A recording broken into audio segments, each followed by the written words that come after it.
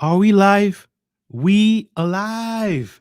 And today we're going to talk about a very important topic, crypto mining. Crypto mining, it's very important in the crypto world. It's actually in the beginning, it was fundamental in creating more cryptocurrencies in the market. But we're going to talk about all that. And I have a guest for you guys. And that's going to talk a little bit more about that coming up after the intro. Hey, yeah. It's all about wealth engineering. Might be something that you're not used to. It's okay, cause I'm here to introduce you to concepts. Time to grow and make big moves. All about crypto, come see. Stocks and business, yes indeed. Got the info that you need. Hosted by my homie JC. Hey, yeah. Wealth engineering. Stacking and stacking it up. It's time to generate wealth. Till you living like Scrooge McDuck. Hey, wealth engineering. It's time to show you the game. Till you living like Richie Rich. Till you ballin' like Bruce Wayne. Hey, you ain't gotta be an expert, no problem. It don't really matter where you at, just start it. It'll take time, hard work, and What's up? What's up, guys? This is JC, and welcome to the Wealth Engineering Podcast. For those who don't know, I create content to help millennials, motivate them to create wealth, generational wealth, retire early, and increase that network. And how do we do that? We do that to stocks, real estate, business, and cryptocurrencies, especially cryptocurrencies. I'm a very passionate cryptocurrency investor, and yes, basically that's basically what we're going to do. We're going to talk about that, and we're going to talk about crypto mining. It's a very important subject. It's a very important topic about that. But before we start, I gotta give a couple of shout outs to my new subscribers. Thank you for everyone who has subscribed so far, but I gotta give a shout out also to my OGs, my wealth engineers, uh, people that always come early and support the channel. Shout out to you, Aaron B. Nice to see you here. Thank you for your support. Samsia, thank you very much. We had a great stream with Samsia about the US dollar. Can it crash one day? He did a very good job defending his points, but your boy had to come with the win and bring it home.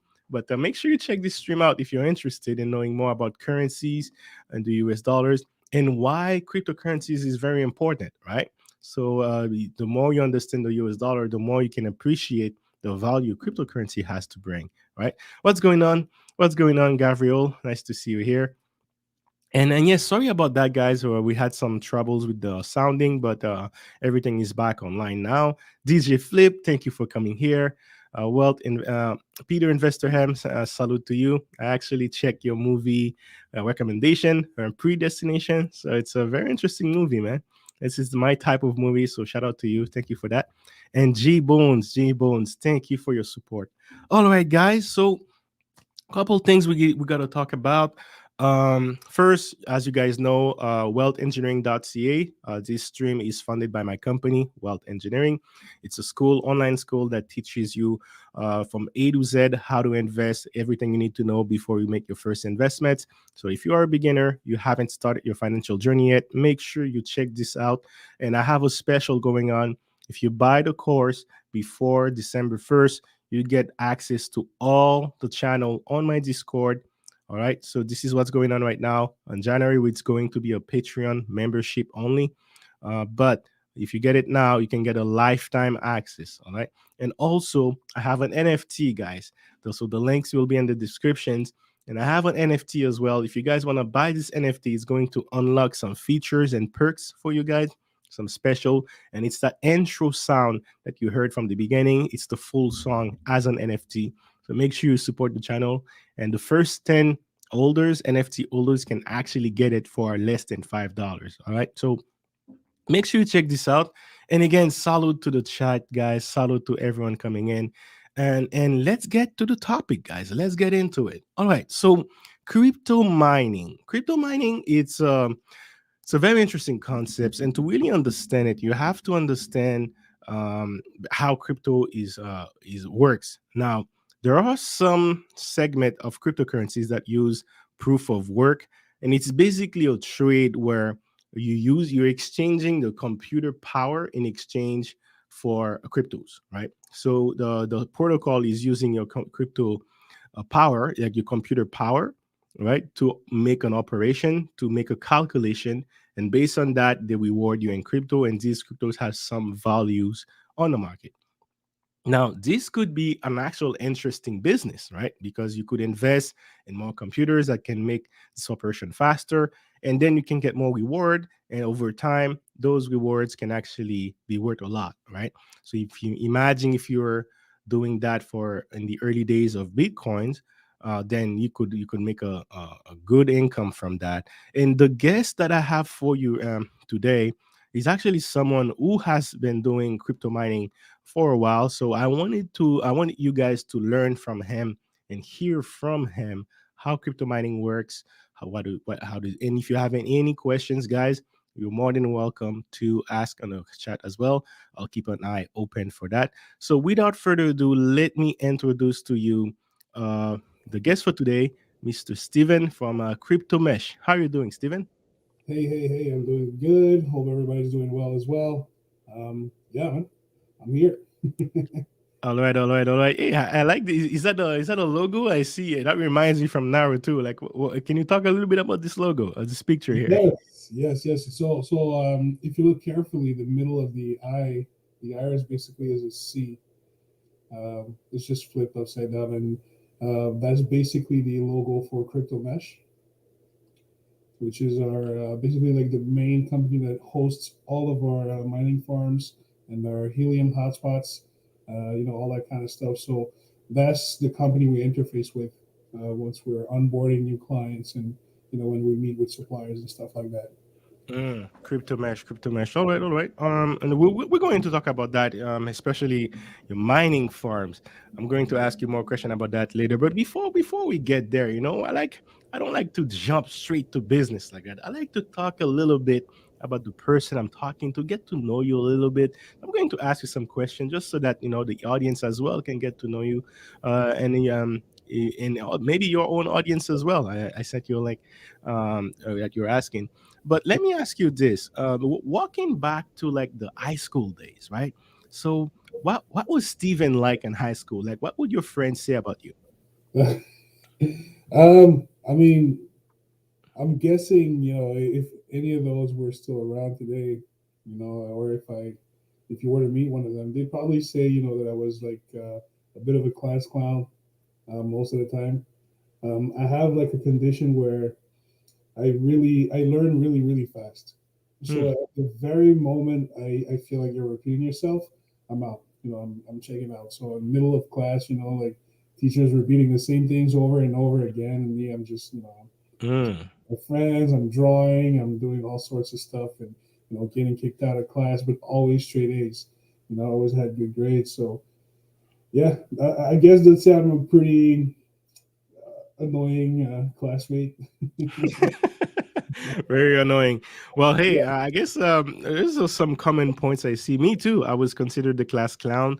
I was beating the records of the one who went to the principal office. I don't think anyone came close to my record, but I don't think I had only straight A's, man. So that's where you differ from me. Yeah. No, I had to make sure, man. Like All right. So, I, so you're a very smart brother. Straight A's the entire high school. And and how about that? What were you thinking you were going to do as a career when you were in high school, and how's that going for you so far? well, basically, when I was in high school, third year high school, I decided I wanted to learn IT. So that's Okay. why basically there was like a program for the government where you could do fourth, fifth year of high school plus your first semester of CEGEP Mm-hmm. in like 2 years. It's like Okay. an advanced program. And so, yeah, I enrolled myself without even letting my parents know, signed all the papers, and, I got approved.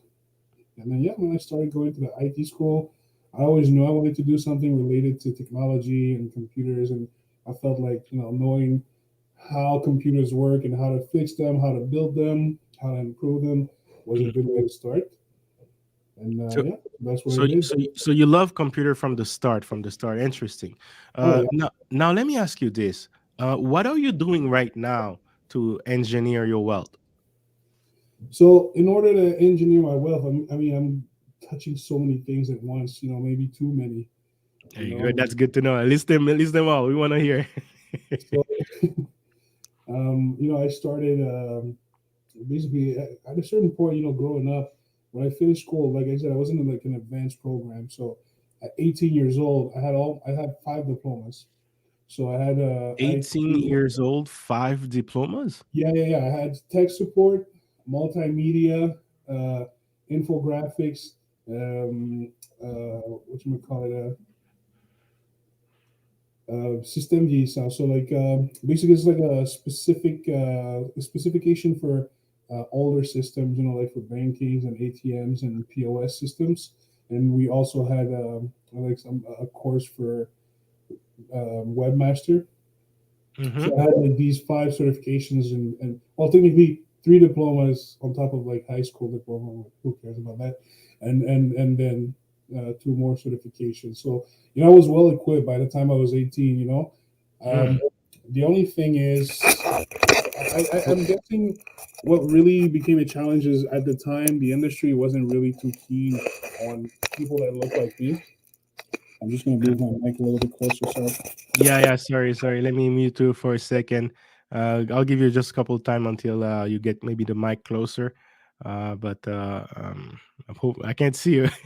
We had a problem earlier, guys, with the camera. If the camera was on, the mic wasn't working too well. But uh, how is it now? Is it good now? Yeah, it should be better. Is it better? Yeah, perfect.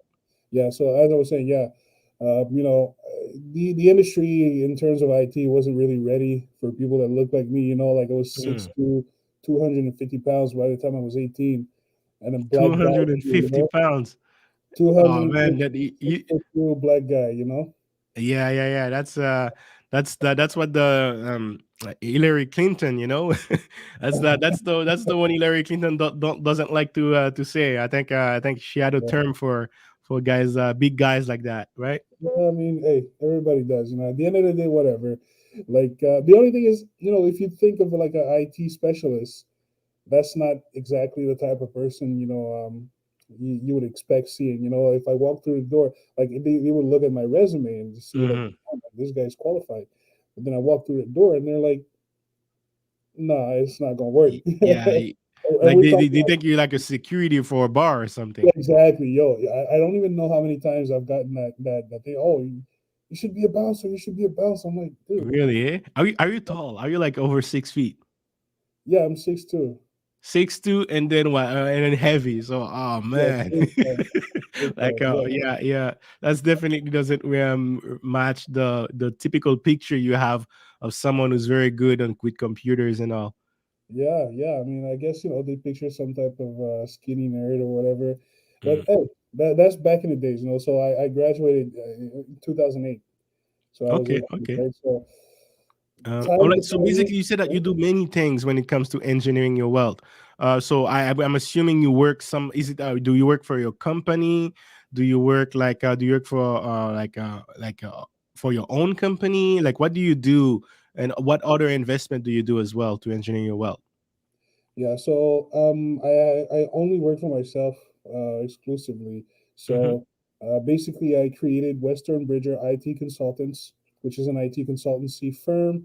Mm-hmm. I started just myself with my cell phone and my laptop.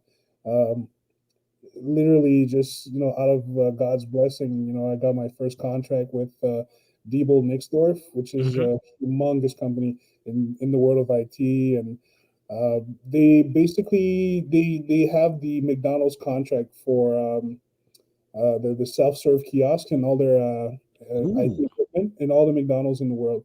So basically, they had just gotten like a new contract to just like service all of these self-serve kiosks that you see at McDonald's. They needed some guys to just go on the road from McDonald's to McDonald's and just fix these contracts.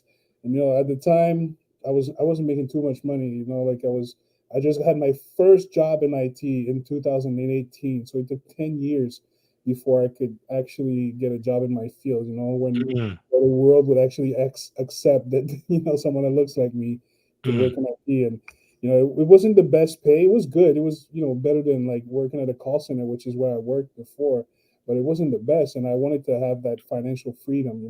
Mm. I felt disrespected at times. They would tell me stuff, and I felt like I wasn't where I wanted to be. Mm-hmm. So I just, put out the first ad. It was a crappy ad, and it didn't even make sense really. The pricing was all over the place, and you know, I was just shooting my shot, like on Kijiji. And Mm-hmm. yeah, man, the Debo, like, I don't know what type of headhunters they hired, but they found me somehow. And yeah, they hired me. Well, hired me. They gave me the contract. So at that point, I had to incorporate and then do the whole shebang. I didn't have money for a lawyer or like an attorney or something to go like make the incorporation. So I had to learn that myself. So Mm-hmm. I had to learn how to incorporate myself. I did that, and then once the company was registered, within like I don't know, maybe 3 months, my the boss at the place I was working, he was like, "Yeah, um, you're not performing as much as we would like, blah blah blah," and I can't give you the raise. So like because it was like over 3 months, and I was due for my raise, and it was like, "Oh, we can't give you the raise because you're not performing as much as we thought you would," blah blah blah. And I'm like, I know for a fact that I'm performing, but I don't know. Maybe he was cheap or some other reason, right? And just out of pride, just literally out of pride, like it was so stupid of me. But I said, well, it's fine. I can wait. It's not like I need the money either way, because at Yeah. that time, he didn't know, but I was running my own stuff on the side with the Debo Nixdorf contract, making at least like a good 5 grand a month at the time. So for me at the time, that was a lot. Like it's like just extra money like that, 5 6 grand. That was pretty good. Yeah. Yeah, So man. 5 grand I a went, month. Like you were like you were still in your 20s back then, right? yeah. Well, that's 2018. That's like I was 28. Oh, okay, okay. So I think I we're not too went. far from age as well. But hey, okay, okay, I get it. So you work for yourself for the most part. You have your own company, which is in the IT sector as well. Do you do any type of investment? Like you probably a crypto investor at this point. Do you do any other things? I mean, I'm big into crypto. I have real estate, across the center part of Quebec. I of course have Western Bridge IT Consulting, which is my main source of revenue right now. Okay. We have employees, we have a bunch of technicians on the road and stuff like that. So we really built it up Hmm. in the last 2 years, and so yeah, that's the main thing now. Cash Loop is a new company slash project that I'm launching. It's a crypto project. It's an app. We can talk about it a little bit more in details later, but just Okay, no worries. it's We'll get another into crypto that. project I'm working on, and we're launching our own token. And phase Um, two is launching our own blockchain. And yeah, All right, and all right. I get it. I get it. We'll get into that. Okay, so let's get into the topic. So, um, let me ask you this, right? With the subject of today is everything you need to know about crypto mining. All right, and as an IT guy, I think you can probably give a better, more insights from the world of mining than the regular people would get. So let me ask you this. Let's start first on how would you define crypto mining? I mean, when I'm trying to explain it to people who have no clue whatsoever, this is how I describe it. I say, when you go to the ATM, Yep. you put in your card, and somehow it knows who you are. It knows that you're giving him the right PIN.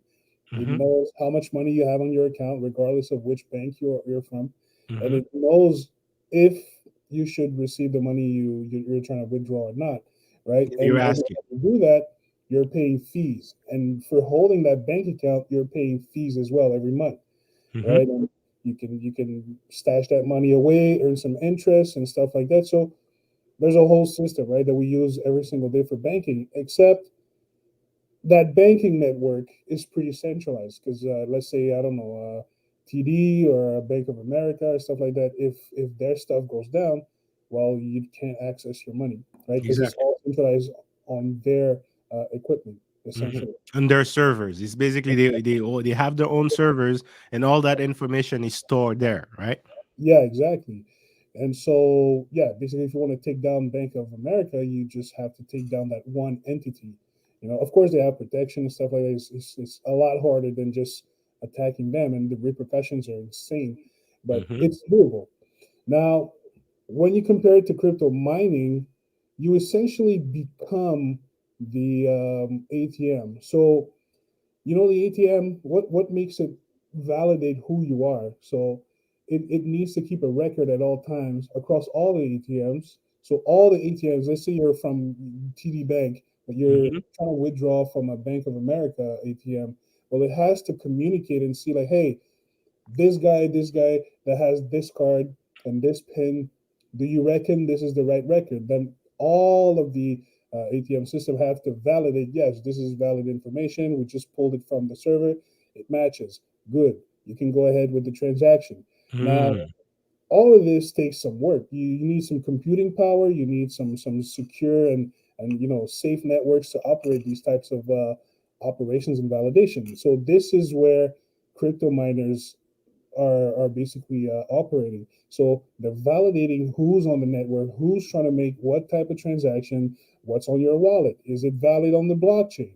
Is it the an amount that you have on your wallet? Are you allowed to transfer that amount? What are the fees for doing that transaction? All of that good stuff. And in exchange for basically hosting the platform on your own little computer at home or wherever you have your mining rig, while you're getting rewards for doing that job. So you essentially Mm. become the ATM. When the ATM is getting, when they charge you like those crazy $3 or $4 fees every time you Mm-hmm. want to withdraw your own Oh money, man, crazy. where do you think that goes? Well, in terms of mining crypto, that goes to the crypto miners and even more. There's more than that, but essentially that's what's happening. Oh, I get it. I get it. So basically, I like this analogy of the ATM, because me that's how I learn.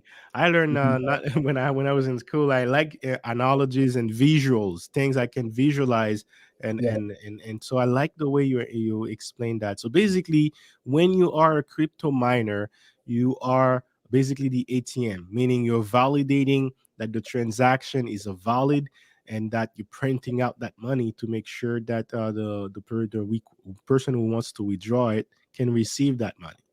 Yeah. And also, you're not only doing this, but you're also providing like extra security because now you're not only becoming the ATM, but you're also becoming a portion of the bank, or you're Mm, becoming like a shadow of the bank, like a copy of the bank. Because yeah. now, let's say you and I both hold, are both crypto miners for like Ethereum, for instance. Hmm. Well, if we were the only two people mining Ethereum and like basically on that network, you would only need to take us two down. Hmm. You could basically do whatever you want with Ethereum, right? And basically, everyone that has Ethereum holding, they lose it. They can no longer buy or sell from, because they cannot rely on the network anymore, because the Exactly, network is not operational anymore. Correct. exactly. So if you were able to take down that's the reason why crypto mining is so amazing because now instead of having just one entity, just one bank or one company, every single person on the network mining becomes that bank. And now you have to take down all of them at the same time if you're trying to, prevent people from using that network or, making transactions a little bit less safe. Now, Mm. it's essentially how it works. It's a lot more complicated, but this is the least technical way I can explain it. Okay, okay. And I wanted to ask you this question earlier, but I forgot to ask you. Now, I am as a IT professional consultant. Let me ask you this: how would you define IT for the people who don't necessarily understand how computer works? How would you? Do you have another one of those analogies that makes it easier to understand the role of IT and all the complexity that comes from that? Yeah, I mean, IT is just information technology. So anything you need to process any type of data, really, uh, which we call a computer, well, this is what we fix, troubleshoot, upgrade, replace, build, create, and this is pretty much what IT is. So anything relating to any type of device, system, or platform where you're trading, creating any type of information. That's IT. Now, when you say you're an IT specialist, you're essentially saying you're the computer guy that's going to come and fix whatever situation there is. But within IT, you have so many, like hundreds of different disciplines, right? Mm. So it's just a generalizing term. Mm-hmm. Now, do you have to be smart? Do you have to be like a straight A student like you to be able to mine cryptocurrencies? Do you have to understand the world of IT to mine cryptocurrencies? Absolutely not. Absolutely not. The thing is, mining cryptocurrency these days, like everything else, as soon as something becomes mainstream, you have these actors on the field that basically facilitate the entry to the Mm. market. So you have companies like Nice Hash, which is a really cool platform where basically they're helping you mine crypto straight from your Windows computer. So if you Wait, have wait, like wait, wait, wait, wait, wait, wait, wait. Give it to me slowly. Come on, come on, come on. Wait, what's the so name? What's the name? you never heard of Nice Hash? Bro, no, bro. That's why you're here. Oh, so Nice Hash, I'll write it to you in the chat. Nice hash. Yeah, Nice Hash. So Nice Hash, Ah, of course, is a play on the word nice ass, but that's how a computer bro. nerds think. I did not want to say it, but that's exactly what I was thinking, man. That's how computer nerds think. We like to add puns, but yeah, it's essentially like a mining platform. So you download Yeah, it. You don't even have to download it. That's how crazy it is. You just really? literally do it from your browser. Now, Mm. you Huh. literally, if you have like a decent enough CPU or GPU, but most likely a GPU, you can Okay. start mining cryptocurrency on their server. And what they're doing is a bit different than traditional crypto mining Okay. because you're essentially giving them your hash rate. So you're selling them your hash rate, which is um, what we could compare to like RPMs or horsepower for computers, right? In the world Is of that what an ash is? Sorry, is that what an ash is? yeah, yeah, exactly. So the hash rate is how fast you can hash these equation on the net, how fast you can solve a Oh, equation, okay. right? So let me break it down. Let me break it down. When you mine a crypto, the computer is essentially solving an equation, and then Yeah, the hash power is how fast can you solve that equation, right? It's kind of like the oh, IQ, right? If you have a big computer with a big GPU, then that IQ of that computer is super smart. You'll do it very fast yep, versus a low ash and then like a small ash, right? And then a small GPU, then that IQ will be it will take a long time for the two to operate the same. Is that kind of like in a nutshell what it does? yeah. Essentially, that's exactly how it works. So the more hash rate you have, the highest hash rate you have, the faster you can mine, the more you can mine, and you're getting more rewards, like on the network. So that's why people are, trying their best. Some people are like mortgaging their houses, so they can go and buy more graphics cards, so they can have like a more powerful Mm. setup. And of course, China has produced over the years what we call ASIC miners, and these are like pretty much computers that are specifically built only for mining crypto, and these computers are Wait, wait, wait, super wait, wait, efficient. wait, wait, wait, wait, wait. Because I mean, you're dropping knowledge like it's a casual. So, but these are deep, bro. What do you mean? Computers that are designed only to mine crypto? Tell me more. Yeah, so an What is it ASIC called again? miner is specifically built to mine crypto. So you know how you can build. There's two ways to mine crypto in general. There's more than two ways, but like the main two are GPU mining, so that's graphics processing unit mining, Mm-hmm. or ASIC mining. These ASIC Asic. miners, they're a different type of computer. So that's ASIC. These are really Yeah, I remember back in school we used to look into designing ASIC chips, but now you're saying ASIC computers. yeah. So these ASIC miners are essentially just the equivalent of having like dozens of graphics cards stacked together in one big box with insane fans, and like it takes a lot of power, it makes a crap ton of noise, but it Yeah. makes a crap ton of money. So Yeah. Crap ton of noise equal crap tons of money. Say oh less. yes sir, well, I have really bad news regarding The noise. Asic Miners. Don't go to Amazon for Asic Miners. Sorry, You're what? gonna pay like 3 times or 10 times the price of what it should cost. Uh, Sorry, if you so you said go, don't go to Amazon to buy things like that? no, no, no, no, Do you, no. do you have like your own internal market where you can get them cheaper? Yeah, no, of course, of Yeah. course. Not only we sell those, but we sell and finance rigs. So crypto mesh, basically we have this program where people that want to get into crypto will like be okay, like, so how much do you want to invest? And let's say they say, oh, okay, we have 40 grand. I want to be, or sometimes they do it in reverse. They're like, okay, I want to be able to make 20,000 a year, 50,000 a year, 100K a year. And I'm like, okay, so according to today's price and how it fluctuated over the last 6 months, here's what you should need as far as the equipment. Here's how much it's going to cost you to build the full stuff. And we're hosting them as well because, like I said, those machines make a crap ton of noise and Mm. they generate a lot of heat. Like, it's like you wouldn't be able to live in a room where there's like these a lot of those miners, because they make a lot of they produce a lot of heat because of the amount of wattage that you're generating. And of course it costs you a crap ton of electrical power, right? All right, all So, right, all right, all right. So give me a second, because from what I hear, it seems that there is level to this shit, right? oh yeah, So many the levels. first thing you mentioned was this website here, the Yeah, nice hash, right? yeah. And then so basically, this is do would you recommend that or a website like that for beginners, people that would want to be interested in this concept to try it out, see how it works? Me for personally, the way I deal with mining is with Gpool, right?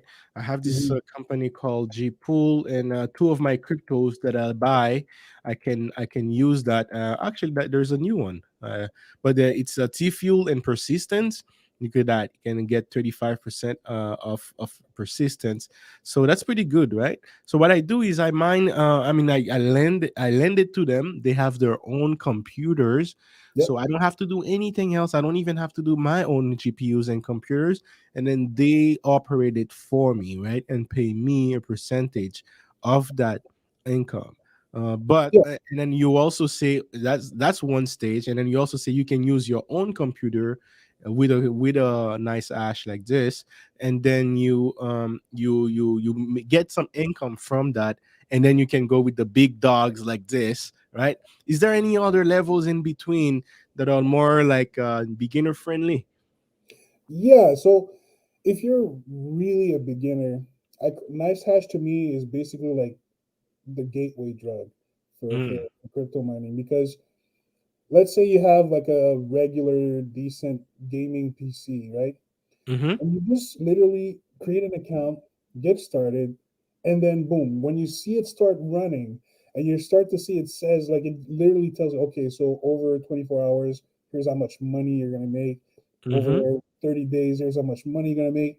Mm-hmm. So, like the lizard brain part of our human mind will be like, okay, so how much more can I make? If I have a better Exactly, PC, right?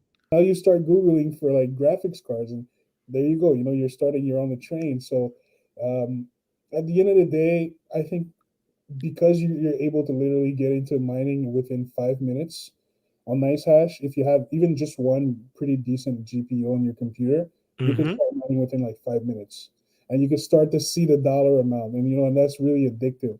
Once you see that, then you'll want to get into something maybe a little bit more like where you can supplement your income with this, and then maybe not even have to work after a while.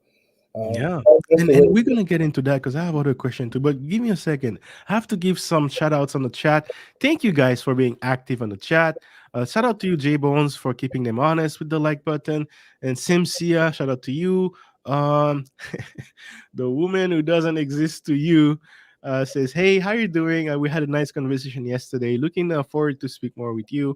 Natasha with them eyes. Yes, you're looking. Eh, you're taking notes. Taking notes with them computers. Yeah, I'm taking notes too. That's interesting to me. I didn't know about Nice Ash, so very interesting. Let me see. We have a question here very quickly from Peter Investor M. Question: do paying for energy for your crypto cuts into the bottom line, miners fees? What's his take on alternative energy source of mining?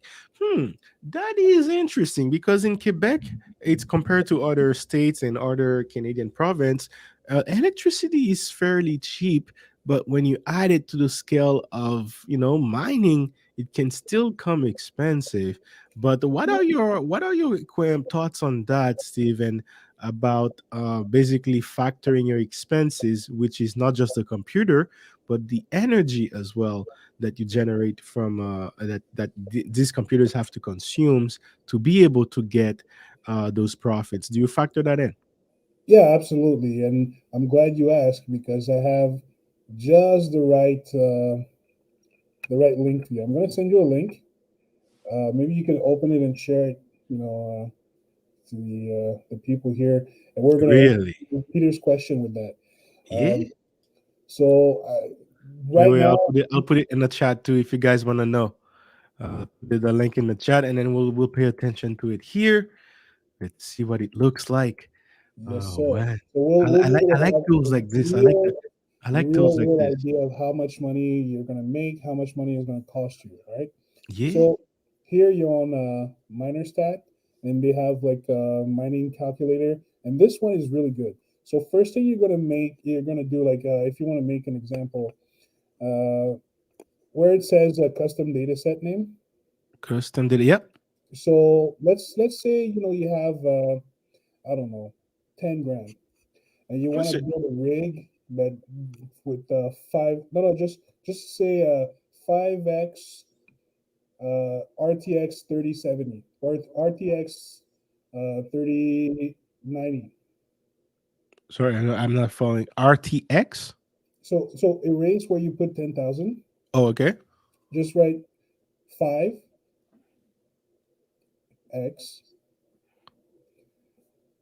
RTX 3090. 3090. What the hell is this code, my friend? No, it's not a code. It's just so we remember that we're trying to build a simulation. If you were to buy a mining rig that is composed of five RTX 3090 cards. RTX Oh, 3090 I is see. the I name of the see. GPU. So So just to just be so clear, you remember what type of what's the just data set just to be clear. So RTX 3090 is kind of like the rig, the computer rig that you're going to use to mine. is the graphics card. So Gra- it's one of the more powerful graphics card that you can use for mining. Okay, Uh, okay. So it's hard and to then get the after I do example, what? but it works. Now the currency, put it in Canadian dollars. Okay. Now where it says electricity costs here in Quebec, it's 0.073. There you go. CAD per kilowatt. Is that constant or is that only on like off surging hours like weekends and at night? No, it's constant unless you have like they'll tell you basically like on your hydro bill if they see that you need like a commercial deal that's going to be different, but Hmm. that's what everybody is paying normally here in Okay. Quebec. Now that you've done this, uh, you see where it says load data if available, where there's like a one, I'm sorry, I missed that. Where it says what? Sorry. just a little bit lower. It says load data. Yeah, right there. So Oh, there's a one. yep. Erase that and put a 5 because we have 5 of those cards. Hmm. Now select hardware and scroll down until you see RTX 3090. Okay, okay. 3090. There it is. Hitting Boom. some games. All right, now click calculate, the green button. Cool. All right, so scroll down. Let me So look see. at the first line. So that first line means on Hivon, which is the mining pool from Hive OS, which is another platform for mining. Okay. You don't need to worry about that right now. Now the other row basically it says ETH hash. So that's the algorithm you're going to be mining on. Obviously, ETH hash means you're mining Ethereum, Yeah.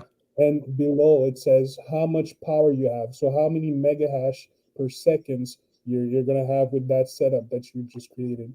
So that's Mega ash. Mega ash per second. yeah. So Sheesh. that's What the a equivalent term. of like miles per hour, Yeah, kilometers per yeah, hour, yeah. car, but for graphics cards. Man. For mining. and that's the amount of watts that you're gonna pull, right? 1450. That's a constant, right? Sorry, Now, my mind just went straight to this yes. $51. Yeah. So estimated daily. So the daily reward would be zero point zero 0.01 Ethereum per day, Okay. and that would equate to $53.96 per day. And your electricity cost would be $2.54 Canadian, based on the pricing that we've entered up there. So your total Mm, profit daily, every single day, 51.42. Now, if you mm. want to do some quick math, times it Yeah. by 30, that lets you know how much you would make normally. Of course, it fluctuates a little bit, but if you were to keep those same numbers more or less, that's how much you'd be generating with your mining rig. And that calculator is the one that I found to be the most precise. The Hmm. only thing it doesn't take into account is if you have like extra equipment in the room to keep the cards cool. If you have a lot of them and you need some type of AC, extra ventilation, well, that's some wattage that you're not accounting for here. But just the rig itself, that's how much it'd be making, you know. Hmm. So that gives you an idea. Just to answer Peter, um, if I can give you $51.52 every single day, would you mind paying an extra $60 to $70 a month in electricity? I think so. To me, I think it's worth it. Okay, okay, okay. Let me ask you this very quickly. Can you speak a little bit about those the names Hive on ETH, Flex Pool ETH? Are these like node validators? Like what are these? Not node validators, but essentially they're mining pools. So this is basically what the platform, the mining platform, is going to connect to be essentially fishing for currency. So if you're Mm, mining Ethereum, well, you need to mine it from somewhere, right? So this is where you're mhm, mining it from. mm. I see. I see. I get it. I get it. I get it. But that's interesting. But I thought Ethereum was moving to proof of stake, so you can Yeah, still mine Ethereum. you can still mine it until they move to proof of stake. The only thing is Ethereum is not the only currency you can mine. Now you're seeing all, because like basically the list is listed by order of profitability. But Oh, yeah, as you go lower, you could see that there are other currencies that are mineable. If you go scroll down, yeah. you I see. I see. have But like man, as you an have investor, you only Conflux want. here, you have Conflux, you have Cero, Ergo. Yeah, You see, like the algorithms change now. Of course, if you look at the numbers, it's a lot less profitable than Ethereum, which is yeah. why, for the meantime, as long as we can, we're going to keep mining Ethereum. But Ethereum essentially, Classic is a nice one. I yes, wonder if they have a Bitcoin class. Was it Bitcoin Cash? I don't know if you can mine that one. I would be interested in that. I believe so. Yeah. So you have Bitcoin miners, but those are more for like these big miners I was talking earlier, like Asic miners. Yeah. If you go up, if you scroll back up, I want to show you something where it gets really interesting. With crypto mining. Um, let's create a new data set. So click on that little arrow where you wrote the 5x3090. Yep. Add a new data set. Now write 10 X, let's say A10, or Ethan. yeah. So go click where it says right next to that field, it says AMD, NVIDIA, ASIC. Click Yep. on ASIC, and then click where it says one, click 10, where it says one. Yep. Now select hardware. Now we're gonna look for the InnoSilicon A10. Inner Silicon A10. Yeah, it's lower. Let me see. Okay, There it is. this one. Silicon, right? Or A11. Let's do A11. Okay. This one is very rare, but it Okay. exists and it's a beast. So click there. Now where it says A10, just change it to A11, just so we know what data set we're looking at. Oh, I see. I see. That doesn't do anything. It's really just so we recognize exactly what we're doing. Yeah, Now no worries. go down and just click calculate. Just save. Yeah, save. Well, now scroll down Mm. and look at this, my friend.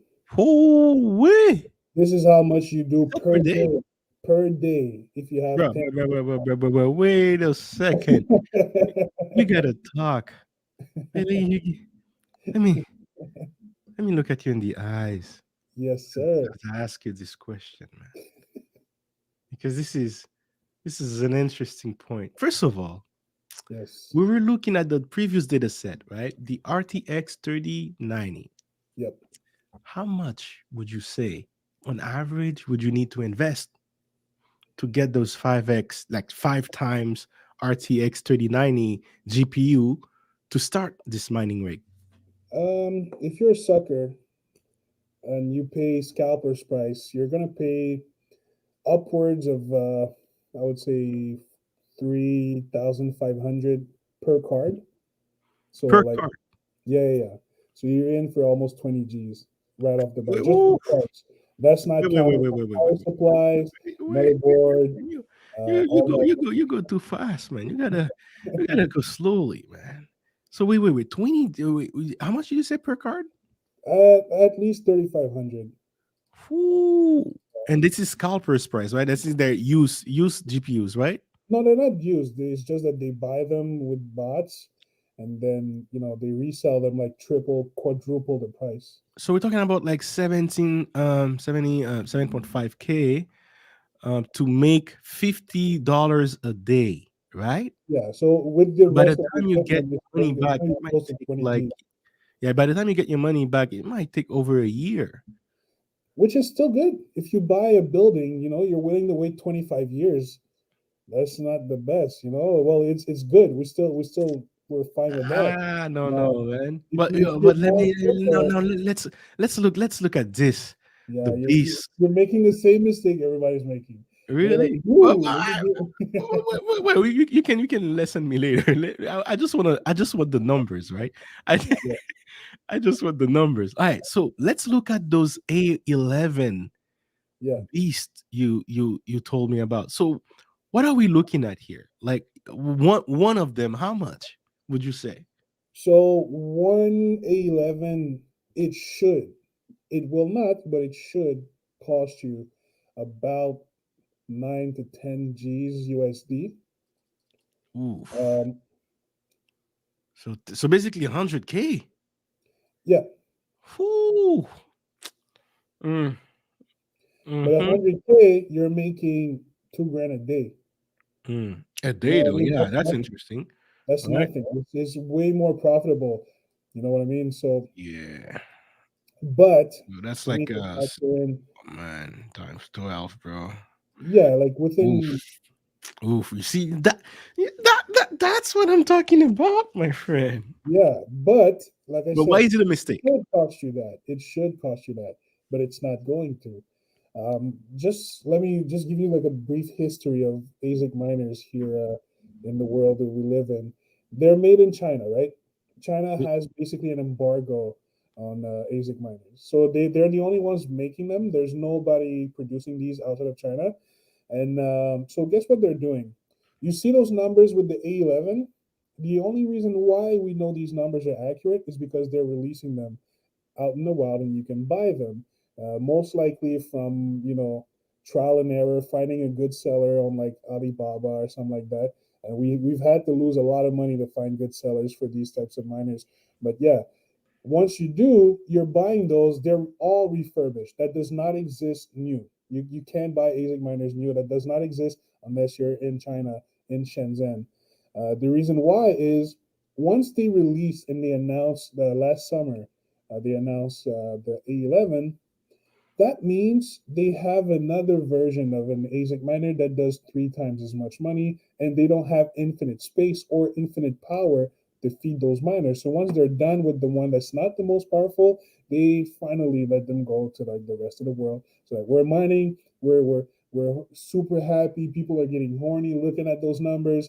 Meanwhile, they're making triple, quadruple, and they're paying like maybe $1,000 per miner.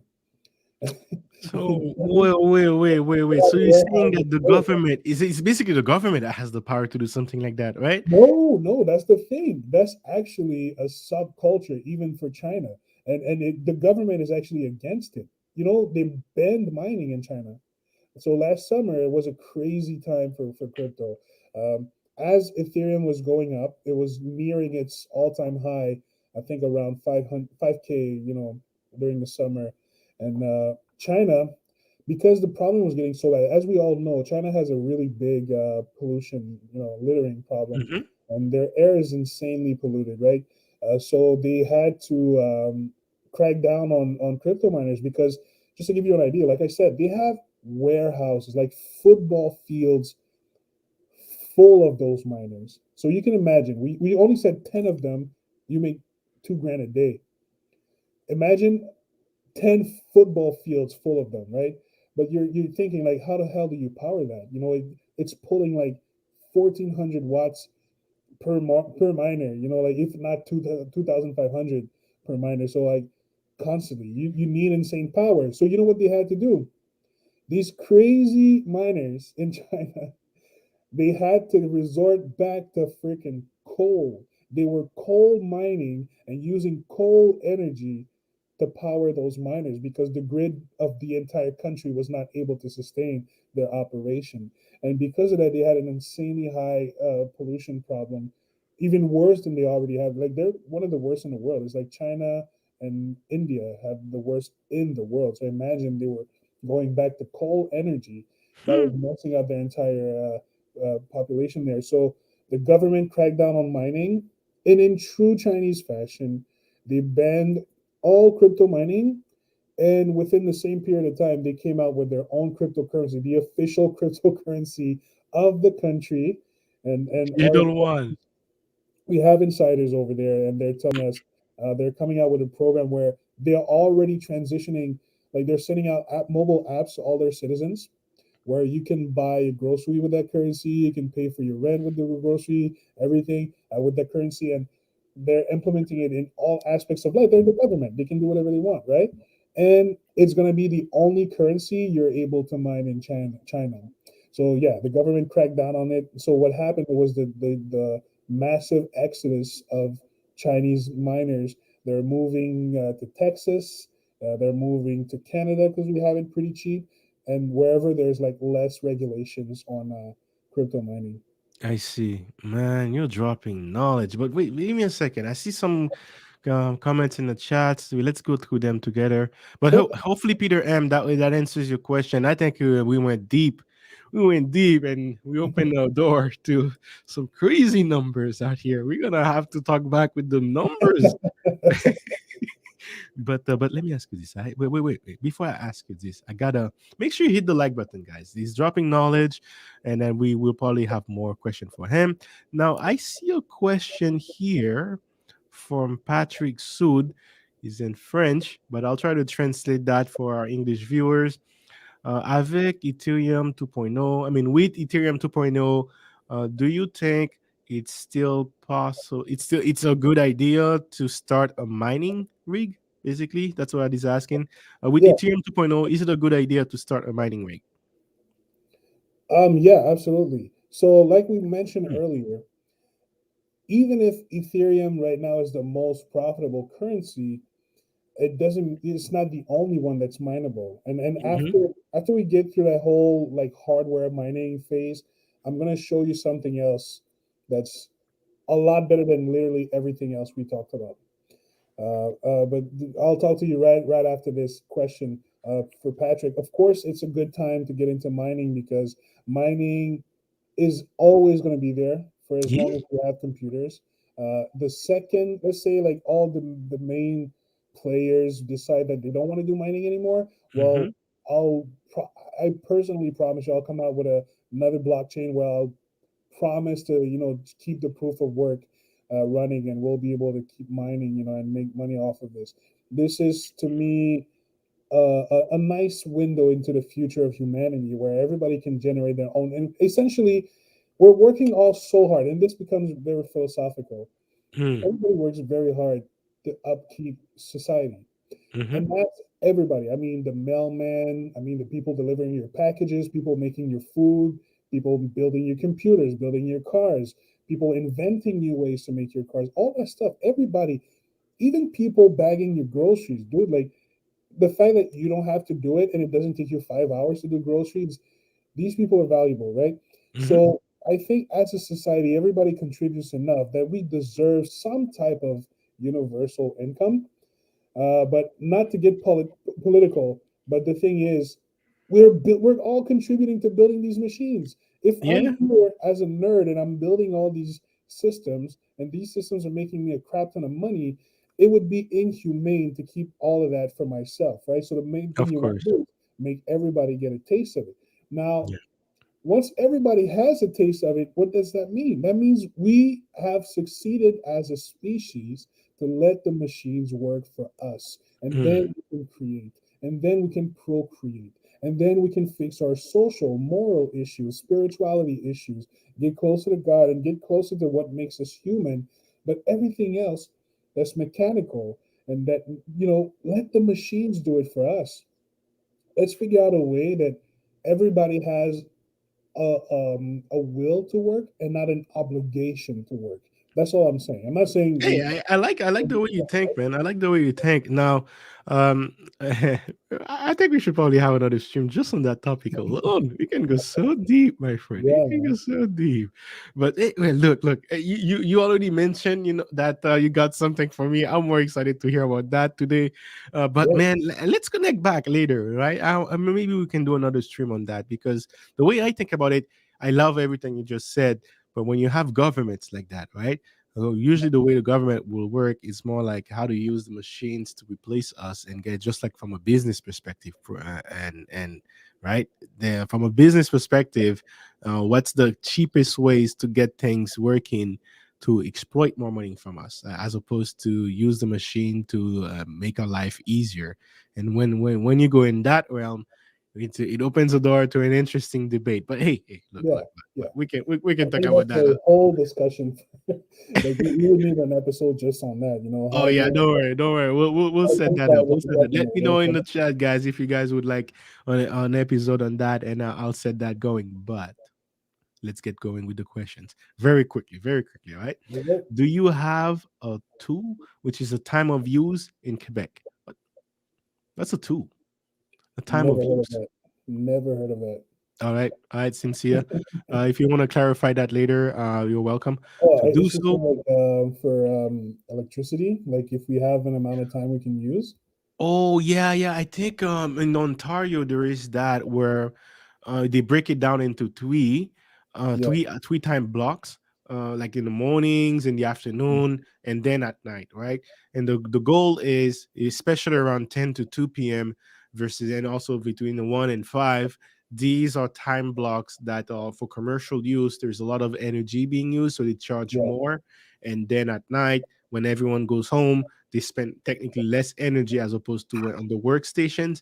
So the electricity is cheaper that way, right?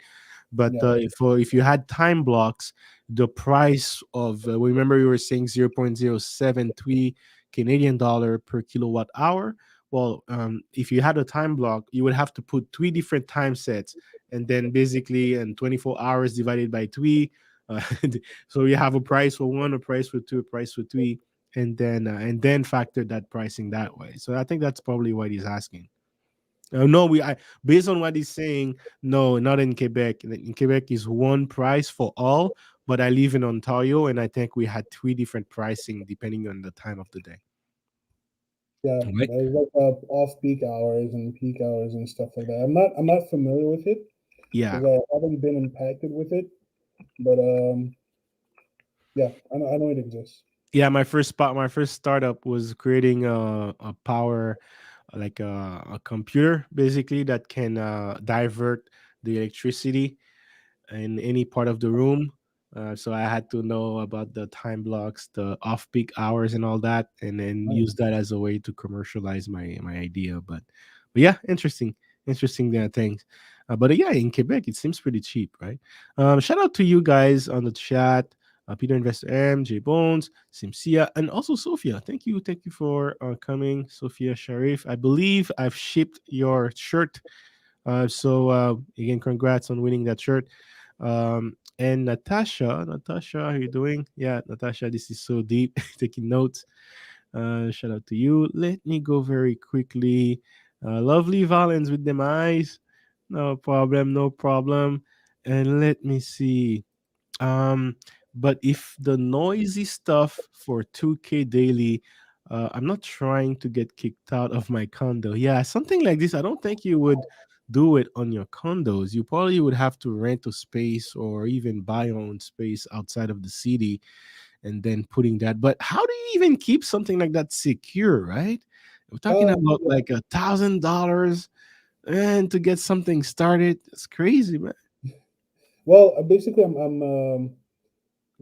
like I said in the beginning, I said it quickly. I invested in real estate. So coincidentally, the places that I own, like they're all spread apart and they're all in very remote areas, very like country, and so we have incredibly cheap land that we can build on, and we can make a very secure facility in no time. Just to give you an idea, one of my properties is like the neighbor to that building is the cops, like the little police station, so and there's surveillance 24/7, and something happens, they can literally walk to my backyard and Oh, that's or clever, man. and of course, we have like top security. We have a matrix system when it comes to like cameras and sensors and stuff like that. And all of this stuff. All these mining platforms. Thankfully, they're built really robust, and you can log into them remotely, see exactly what's happening. If something goes offline, you can get notification. If you're pulling too much powers, we have smart adapters to the wall outlets that lets us know something is going off the rails. And with the cameras and heat sensors, we know exactly if a miner is going to catch fire. We can stop it before it happens and just shut off the power literally remotely before we even get there. Send the police there easily. So you if you're gonna make like a big operation like this, where you're taking in clients like we're doing, of course you need that type of facility. Of course you need to be secure. You need insurance. You have to be responsible, because at the end of the day, that's people's money. Most people getting into there, they're getting into debt so they can invest. So it's not like they have tons of money to dispose of. You want to be careful with their investment. But if you're just going to buy one or two, it's still extremely noisy, but you want to place it maybe like in your garage if you have the luxury of having like an interior garage, or maybe like a shed that you're in a safe neighborhood where nobody knows what's in there, because from the outside it just looks like a shed, but only you knows what's inside of it. So if you're in like a very remote place and you're not too scared, you can put it in your shed and just keep that secure with like a couple, connected webcams and sensors. But yeah, you won't be able to live in a room where there's an ASIC miners. That's for sure. You wouldn't even hear yourself talk. Literally, it's that loud. Wow, it's that big, eh? If It's you've like ever been the into a modern server version room, of a factory. yeah, if you've ever been in a factory or like a server room, that's exactly the same type of fans that are running there. So that's the thing that I was telling you. That video you just put on the Yeah, screen. yeah, don't worry. We're gonna play it together and watch it. I just wanna get ready for it. To me, Let me that's better than everything we spoke about. That's the most profitable, easiest way to to start mine mining. Perfect, cryptocurrency, perfect. and it has one of the dopest utilities. All right, You wait, know, wait, wait. We're gonna get into that. We're gonna get into that because man, you like we gotta give it to us slowly, man. Chill, uh, chill. I'm all gas, man. All right, all right, all right. So let me see very quickly. The woman who doesn't exist to you. Wally, hello everyone. Man, you gotta change that name. The woman who doesn't exist to you. I wanna exist to you. Come on, man. Change that name. Shout out to everyone here. Yeah, exactly. Will versus obligation. Let me see. Let me see. Oh, okay. I think you mentioned it. Two is this off-peak consumption concept for electricity. I am in the utility space. Yes, that's what I thought you meant. Yeah, exactly. In Ontario, we have that. In Quebec, we don't. Quebec, we're fortunate enough to use natural. I think there is like a Beauharnois plant where they use water, basically the flood. How do you say flood in English? There's this water, right? There's water going on, and they have this giant wheel that turns and it creates electricity that way. I visited one day when I was in college. I had to write an essay about it. It was Oh, awesome. nice. I never been. But I finally understood how to produce electricity. I was 3 years in college, didn't understand anything about how to produce electricity. But that day when I visited, remember, I'm a visual guy, right? Once I understood it, then I was like, oh, okay, I see it working. You see the winding, you see how the wheels make it turn, and then basically you have that constant force of water turning the wheel, and that way then the wheel that turns around a winding creates electricity. Therefore you have that electricity being powered the entire city. So because of that, we get cheap electricity because it's cheap to create. We have that constant source of natural nature energy to flow through that plant, and yeah, it's good. But because of that, we can also export electricity to the states, export electricity to Ontario because they use power plant, nuclear power plant in Ontario, and that raised the cost of electricity. And yeah, that's where my startup came in. I thought I was smart by creating the smart breaker that could allow you to dilute direct the energy source on a room. You can use, let's say, your solar power battery energy to power your washer and dryer, and then you use your green energy to power your TV, for example. So That's cool though. yeah, that was the concept. I applied for a patent on it, but it didn't go anywhere. I couldn't produce it or raise enough capital to get it started, and just the prototype alone was like 200,000. So, yeah, I was dreaming too big, man. But Jeez. hey, things you learn. Things you learn. Very quickly, shout out to you, OG Patrice. Thank you for dropping here and support the channel. Gabriel, this stream is very interesting. Yeah, it's very good to know different things, and I'm sure he's going to talk about easier way to mine cryptos because we're talking about some big dog game. But it's interesting as you are in the crypto world to understand the purpose of mining, what it is implying, like what you have to do. And you, as you see, it takes it like a business, right? Investing in lands, security, like insurance. You gotta think of it that way if you want to go serious about it. But it's interesting to see, right? But keep in mind, he also has a passion for technology, IT, right? So it fits very well with his skill set, very well with his passion. And that's, you gotta invest in something you like. That's the main thing about investing. Invest in something you like, you're passionate about, and it's going to give you that drive, right, to keep going at it. So let me see very quickly. Let's go to that question comment here. Do you set up an underground? Then the noise issue has always been a major factor for me. I've heard of neighbors complaining of getting operation shut down by the city municipality. So from basic, yeah, I'll answer that very quickly. You correct me if I'm wrong, Steven. But from Mhm. what I hear, you don't necessarily invest in your own residential. You invest in your business, and you setting up your operation on in your commercial lands, right? That would be correct if we weren't going to see exactly the solution to what she just said. Okay, So perfect. show that video and we'll answer to you, Natasha. All right, all right. So let's get that video going. That's a perfect segue to that video. And shout out to everyone. Shout out to everyone in the comment. Yes, how do you say fluff in English? River. Oh, I Really? mean, yeah, River? I mean, there is river, a yeah. Riviera, is river, right? And then there is fluff. But anyway, where is she stole my thunder when you need her, right? She always make YouTube videos about French. But yeah, I never thought about it. How do you say fluff in English? But anyway, let's play that video and then we'll react to it. All right. Let me know in the chat if you can hear the sound. Let me know. All right. This. We've all used Wi-Fi for stuff like this. So adorable. And cellular data for stuff like this. Triaxolotl. Every day we connect to the internet, but it's not just people. From parking meters to packages, even these damn scooters. All these things should connect to the internet. Even this dog. Well, not the dog, but its collar. Seems like this little guy is lost. Luckily, he's got a smart collar on it. But that smart collar isn't so smart without the internet. Cellular data plans can be pricey. It's not like Sean could just log into this cafe's Wi-Fi real quick. Hey, I like your dog. Oh, it's not my dog. I'm just using him to demonstrate a point. What's your point? Glad you asked. Would To for fair use purpose only. I have to stop it at some point and do my input on it. But basically what I get it from it so far, she's trying to illustrate basically the need for interactivity, right? With internet, everything is connected to the internet, Yeah. especially when we're going to the internet of things, right? We're going to have more and more things connected to the internet, and from a problem perspective, that's going to cause problems with bandwidth. Is that correct? Is that a fair way to interact with that?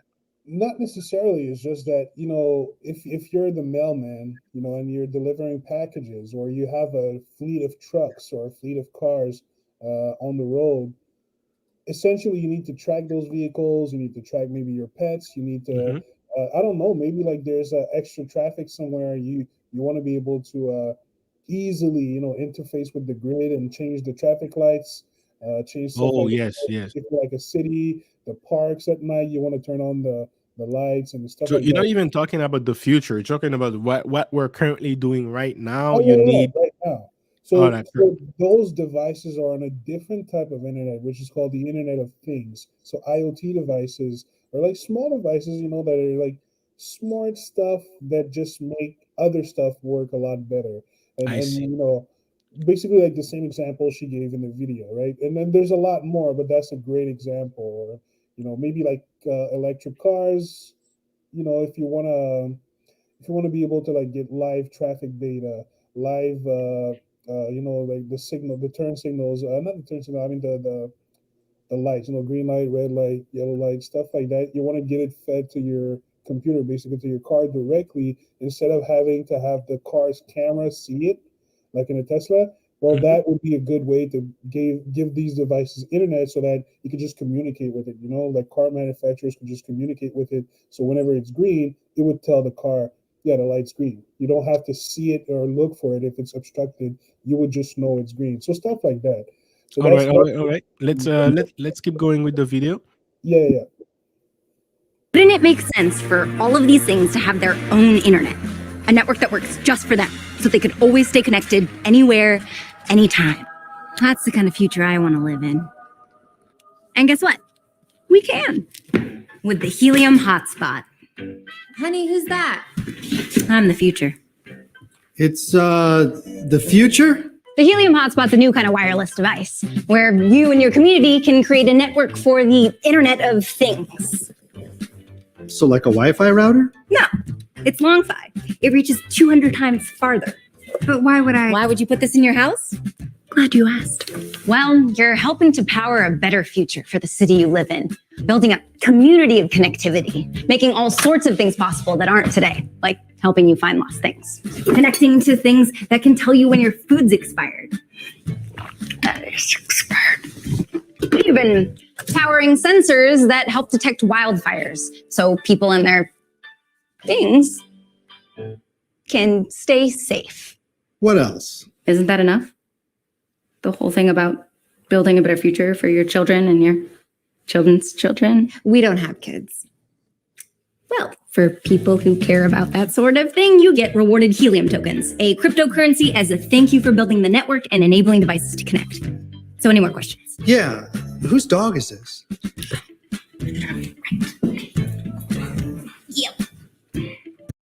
That's funny, man. That's funny. That's interesting. But hey, man, interesting. Because Yeah. from my research earlier this year, Helium was basically one of the cryptocurrencies that was booming. Like, it was actually since started last year, right? And it was doing very well. And now look at this. That's a nice way to explain the value of helium. And I like what she was saying. It's not Wi-Fi, it's long-fi, right? Yep. And let's go check a chart for helium. Give me a second. But so are you currently mining helium? Like what do you do right now? Absolutely. So we're mining helium Essentially, if you didn't catch that, that tiny device, that essentially looks like a modem. It's a Wi-Fi hotspot.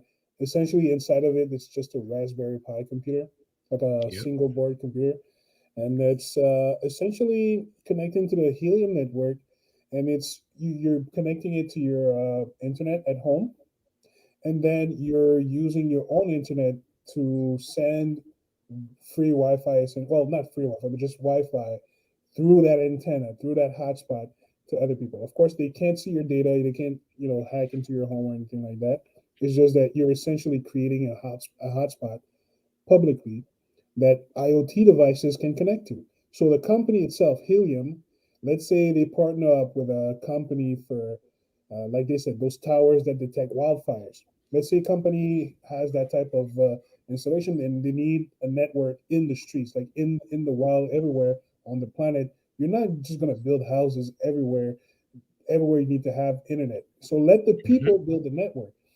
If to put it simply, if we want to use like a very simple analogy, right now we all have cell phones, right? Those cell phones, they all connect to, let's say, Verizon or Telus or Bell or Rogers, whatever. And those cell towers, they don't belong to us. They're just there, and we don't really have a say as to where they are. Hmm. And they're just there, right? So now imagine you're Helium and you're trying to provide all your clients that all have these IoT devices to sell. You're trying to provide these clients with a network, right? So Hmm. so they can have internet wherever they are. Do you know how pricey it would be to have to build cell towers? Hmm. It's insane. And not only that, but cell towers, you would have to have satellites if you want to be completely decentralized and be anonymous and be private. And nobody has that kind of money essentially. But yeah, oh yeah, I just saw the comment from Sophia. No, you can't get hacked. It's completely separate from your own home network.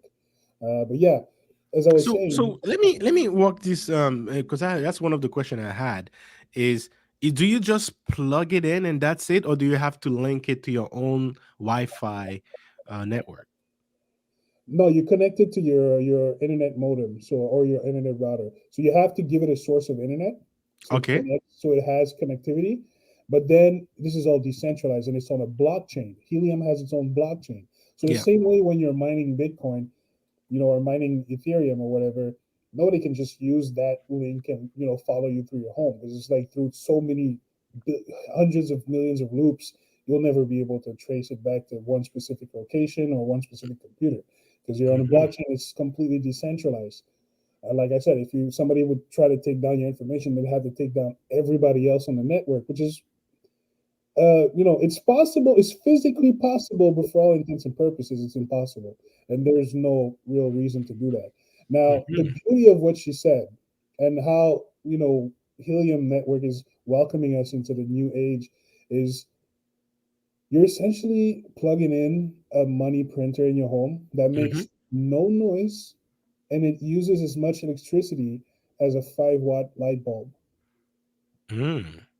Now let And me ask you this. Let me ask you this. Wait. Because yes, in business. Wait. yes. Let me, let me. That's the best part. I can't wait. Ask your question. Go ahead. Go ahead. So in business, it's all about expenses and profit, right? Yes, sir. Yeah. So first of all, how Hmm. many of these box can I buy, and what are the price for each box? My friend, I'm glad you asked. Yeah. So, essentially, we have, well, I'll give you two answers. I'll give you the mainstream answer, and then I'll give you the crypto mesh answer and the reason why we're in business in the first place. Oh. So, normally, if you were to get your hands on one of those devices, I have great news. They're insanely cheap. They're cheaper than any crypto miner in the world, for sure. At a certain point, they were even giving out a guide so you can build your own. Like literally, just buy like a Raspberry Pi computer and build your own. Raspberry Pis cost like $30. But no, like that time is gone, and the FCC cracked down on it because it's too lucrative and too crazy. They had to crack down on it.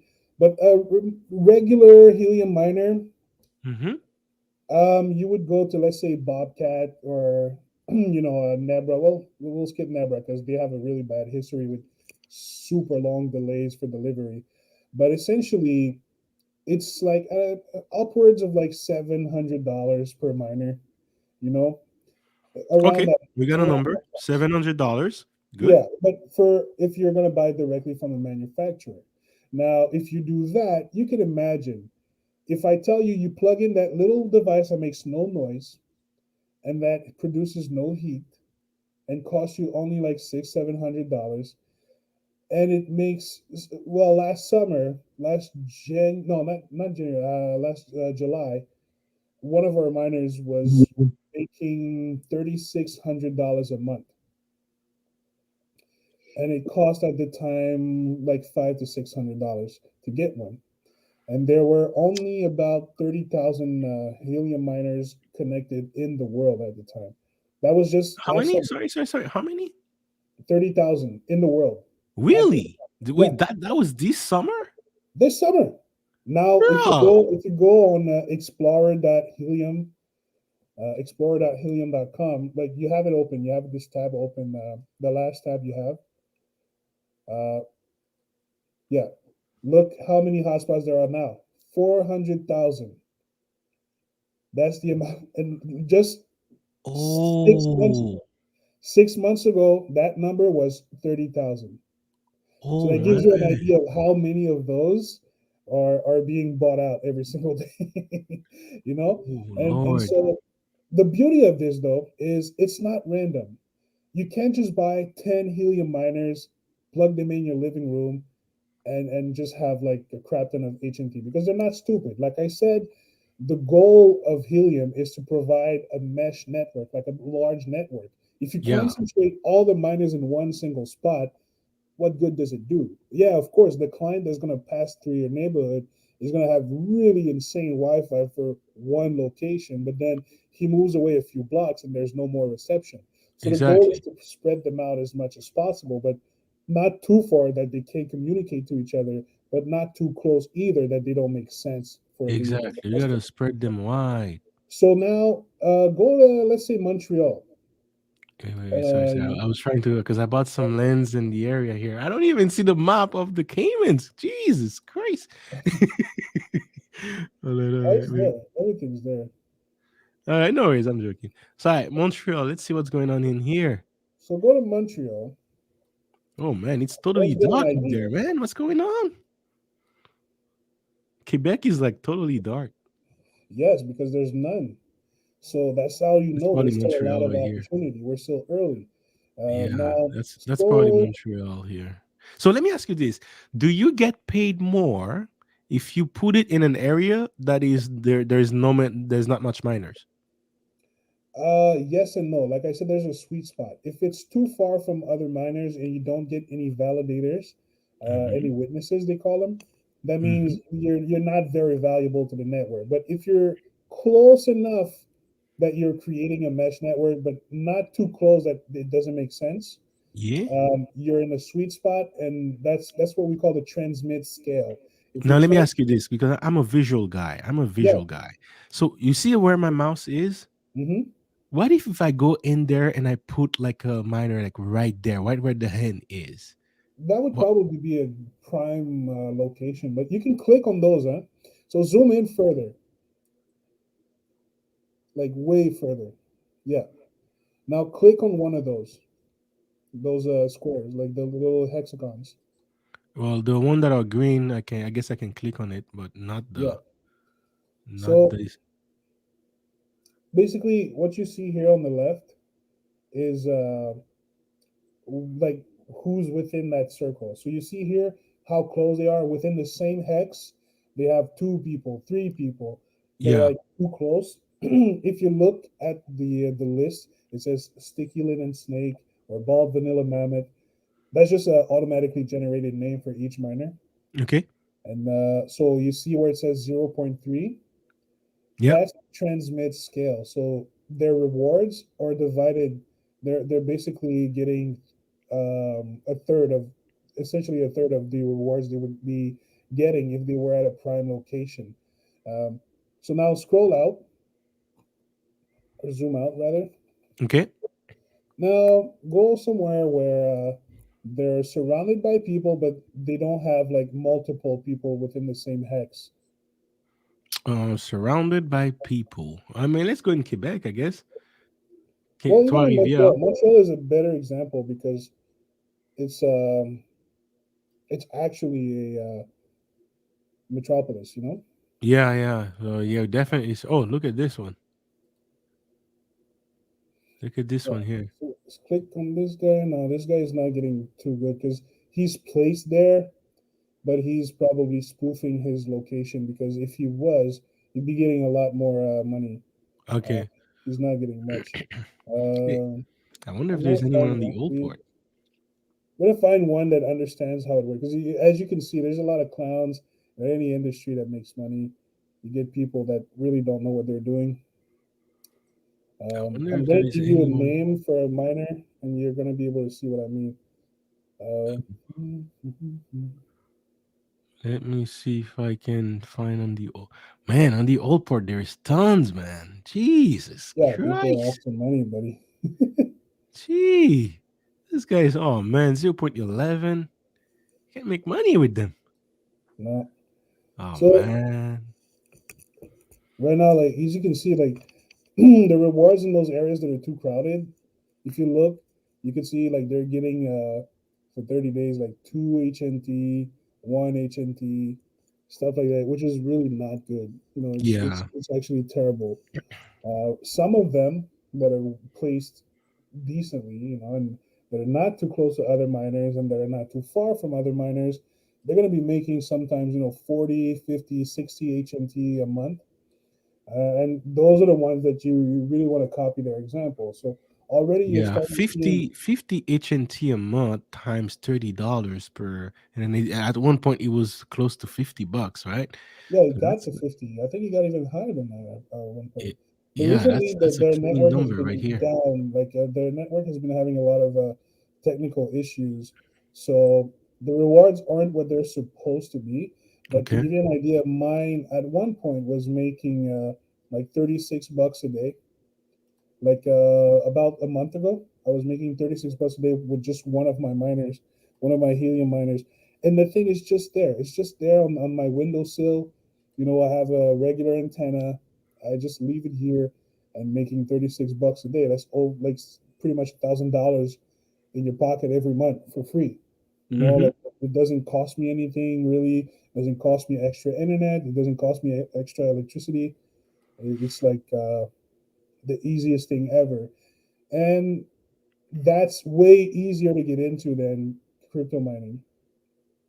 Hmm. Well, GPU crypto mining. I mean, Interesting. Someone says that remind them of Olo. I think is it Olo chain under Olo yeah, port? it's fairly similar, but Helium has really their utility is really what makes them unique. Is what makes them essentially the most like sustainable company to invest in because you know they'll be around for a really really long time. You know, Yeah, like it's a great. I love the marketing. I love how great use case. They can focus on one niche for starters, like forest fires, for example, and then spread that out in many other ways. oh Uh, yeah, it's already started. It's already yeah, started, you know, and they're making good money right now. Like they're essentially giving like updates every month where they're telling their users like, okay, like here's a new client that we have on the network now. This company, that company, they're all using the network, and here's the to the new business we're building. Here's like another client and another client and another client, and at the end of the day, that makes Helium a more and more viable option for crypto mining because they'll be around for a long time because more and more people are actually using that network that we're creating. You hey, know, this one looks good. Rich strawberry python. This oh, guy that's knows. not so bad, but no, that's not the greatest. I mean, you can look at yeah, one of mine is Proud Caramel Mentis. I can search by minor name. Yeah, Proud. Proud Space Caramel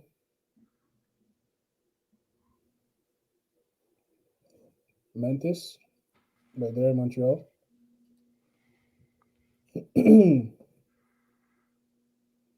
Holy cow! What is this? This is what happens when you place it perfectly. So you see the transmit scale is 1, and if you scroll down a little bit and you look at the earnings, now this is really bad in terms of how much it's earning for the last 30 days because of how many technical issues they've been having on the network.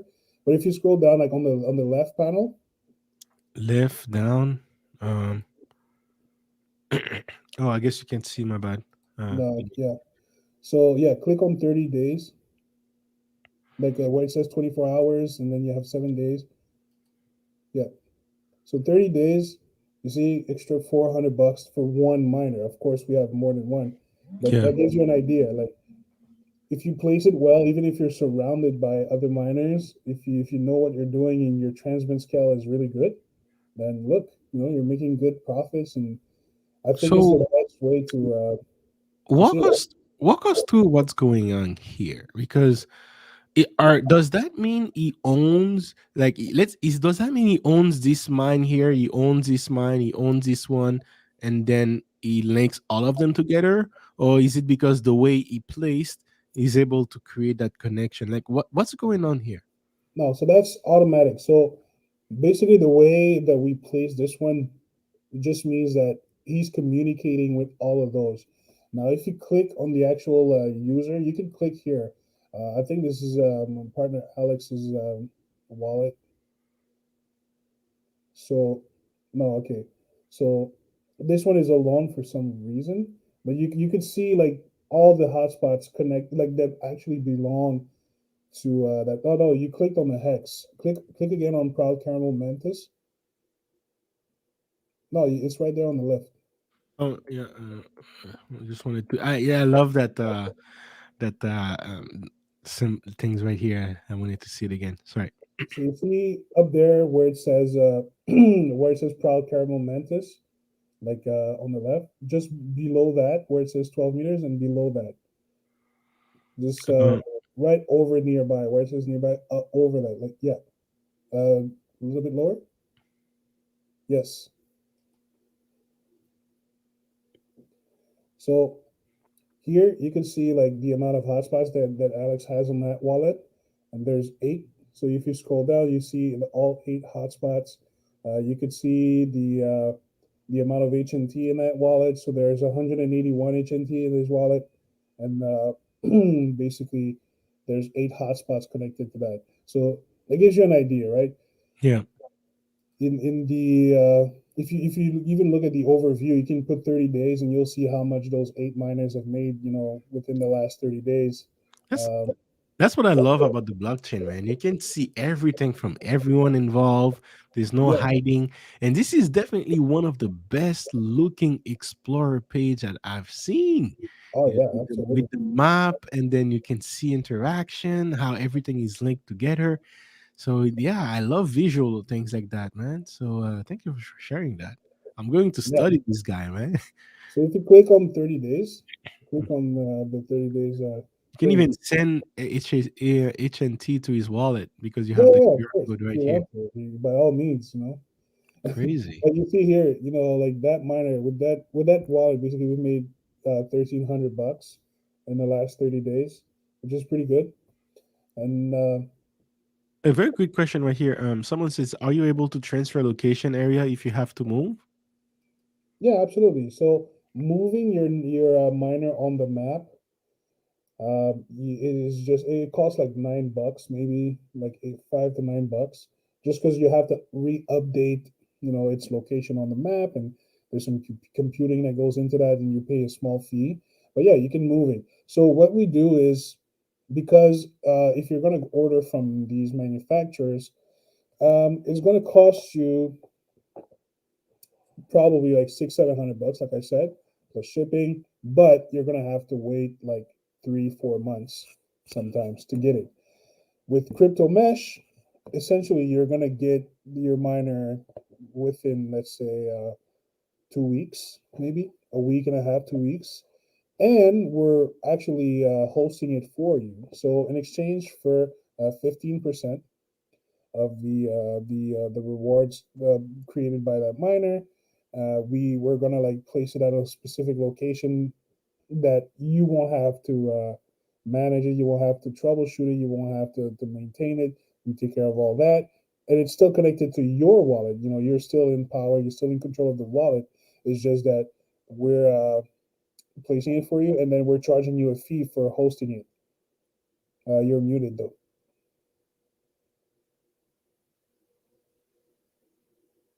You're muted.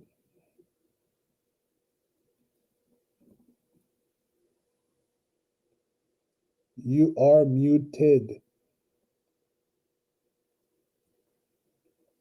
You're muted. Sorry, sorry, man. Sorry. My bad. My bad.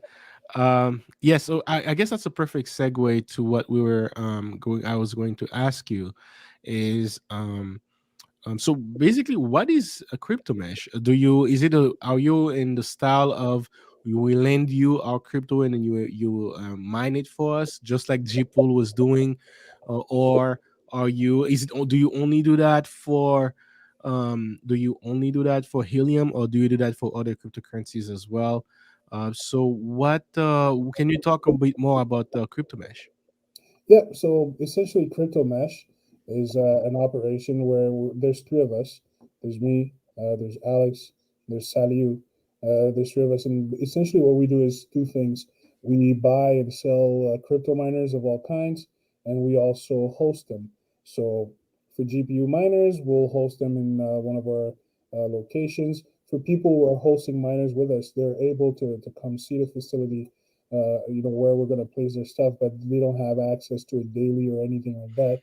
We're the only ones that have access to it 24/7, but they have access to see, on the blockchain, first of all, what's happening with their money and their miner. And also, if they want to move it to their home, then it's fine. There's no like contract or anything. They just pay like a moving fee, and then we give them their miners back. Now, when it comes to helium mining, it's a bit more complicated because um, it takes time and money to find a perfect location for a miner. And of course, if you just buy one, then that's fine. Just put it in your room, anywhere. But then you have to be further than 300 meters from the nearest miner to get optimal rewards. And you can't be further than like 100 meters, right? So you have to be within a certain sweet spot where, if you put it in your apartment and for 1 month you're making a killing, making $1,000 a month, it's wonderful.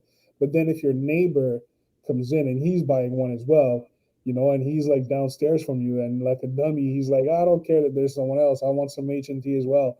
And boom, they're mining. All of a sudden, your rewards drop, right? So our service to actually relocate it in exchange for a fee, and like we take care of it, we maintain it, stuff like that.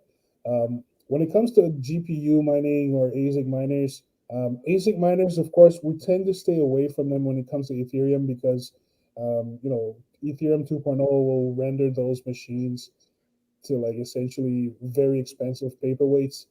And that's pretty much all you can do with them at that point. But you still Yeah. have Bitcoin miners that are very similar than to ASIC miner, and you still also have these GPU miners. And the beauty of a GPU miner is, let's say you want to wait and ride the wave and start mining now, and Ethereum is super profitable. We saw the other cryptocurrencies are profitable as well.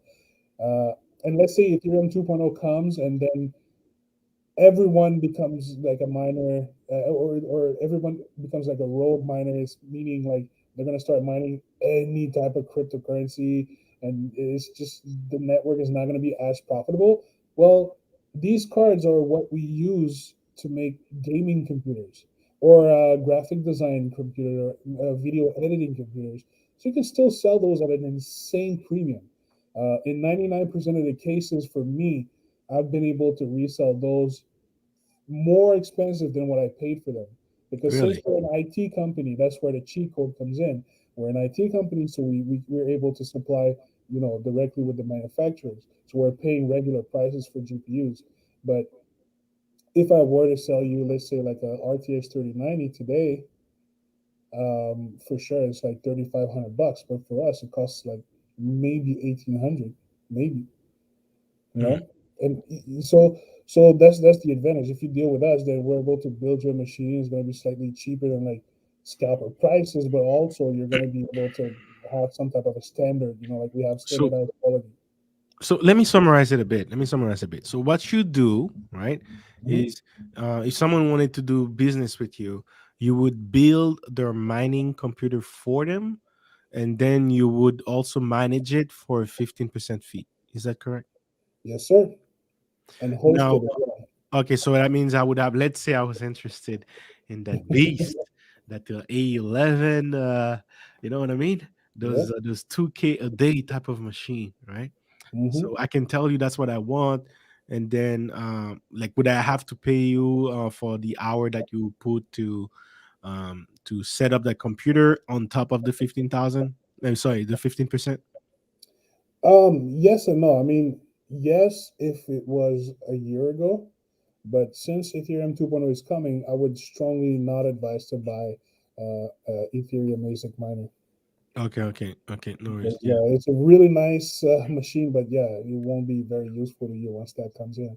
yeah, for sure. So the time is there any other use for this type of machine? Other cryptocurrency that are very like, I guess I can go and play around with the calculator and see, but it's only Ethereum that it mines.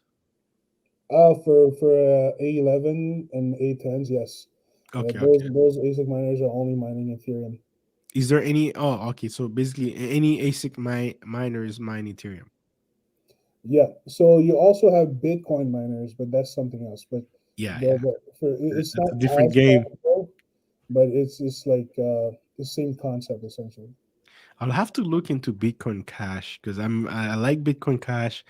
I think they have a they'll do great in the future. And if there was a way to mine that, while most people are not paying attention to it, I'd be looking into that. Now, on top of that, so you can mine anything. Have you ever considered to do the same business model for a company like Tether and Seafuel?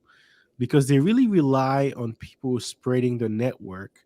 Hmm. Because basically, what the Tether is, it's the same thing as Helium, but instead of transferring internet, they're transferring decentralized video, right? So we're talking about high quality video that you can transfer, and then they're laying out the pipe for that. But have you ever considered that? I think that's what Gpool is probably doing as well. I've never considered that just because I don't want the liability. I don't like taking people's money and saying like, yeah, I'm going to take your money and I'm going to invest it there or something like that. And I'd rather stick to selling you the hardware, and helping you maintain the hardware just because that's less involvement for me.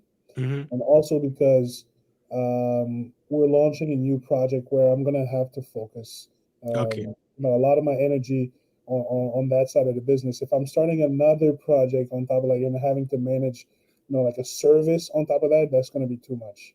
No worries, I get it. So is it 15 or is it 50 50% that you take? No, no, 15, 1 5. 1 5. That would be a bit greedy. No worries, no worries. And very quick question, Peter, Investor M. Do you claim mining as investors or as a business enterprise? If what he's asking, are you asking me if I claim it as like I'm just investing, so it's essentially unrealized gain, or if I'm claiming it as like a actual business revenue? Is that Yeah, I what? think that's a fair way to assume that question. Yeah. Yeah. So essentially, the way it works is the same either way. Like if let's say I'm mining Ethereum and it's in my wallet, the Ethereum itself, if I haven't cashed it out, it's unrealized gains. Or Yeah. if I stake it, more importantly, if I'm staking it, it's unrealized gain. It's not like actual liquidity. I could liquidate it, but I'm Yeah. not going to. So until I do, it's not a realized gain. So I don't have to pay any That's type the of thing. tax. If you're getting it already, the crypto. Same thing for Helium, right? If you're getting it in Helium, you haven't sold it yet. Even if you stake it, you haven't sold any of it yet. It's not a taxable event, right? No, So, exactly. You still yeah. have to declare all stuff that you own.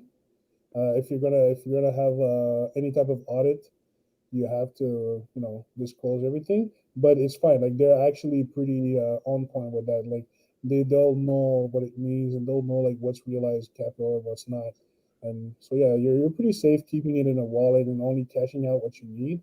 Yeah. um, I would say like normally what you do is like whatever you put in at first, you cash it out, as soon as it comes in, and then once you recoup your investment, then just stash everything, and only use what you absolutely need, and try to stake as much as possible and hold as much as possible.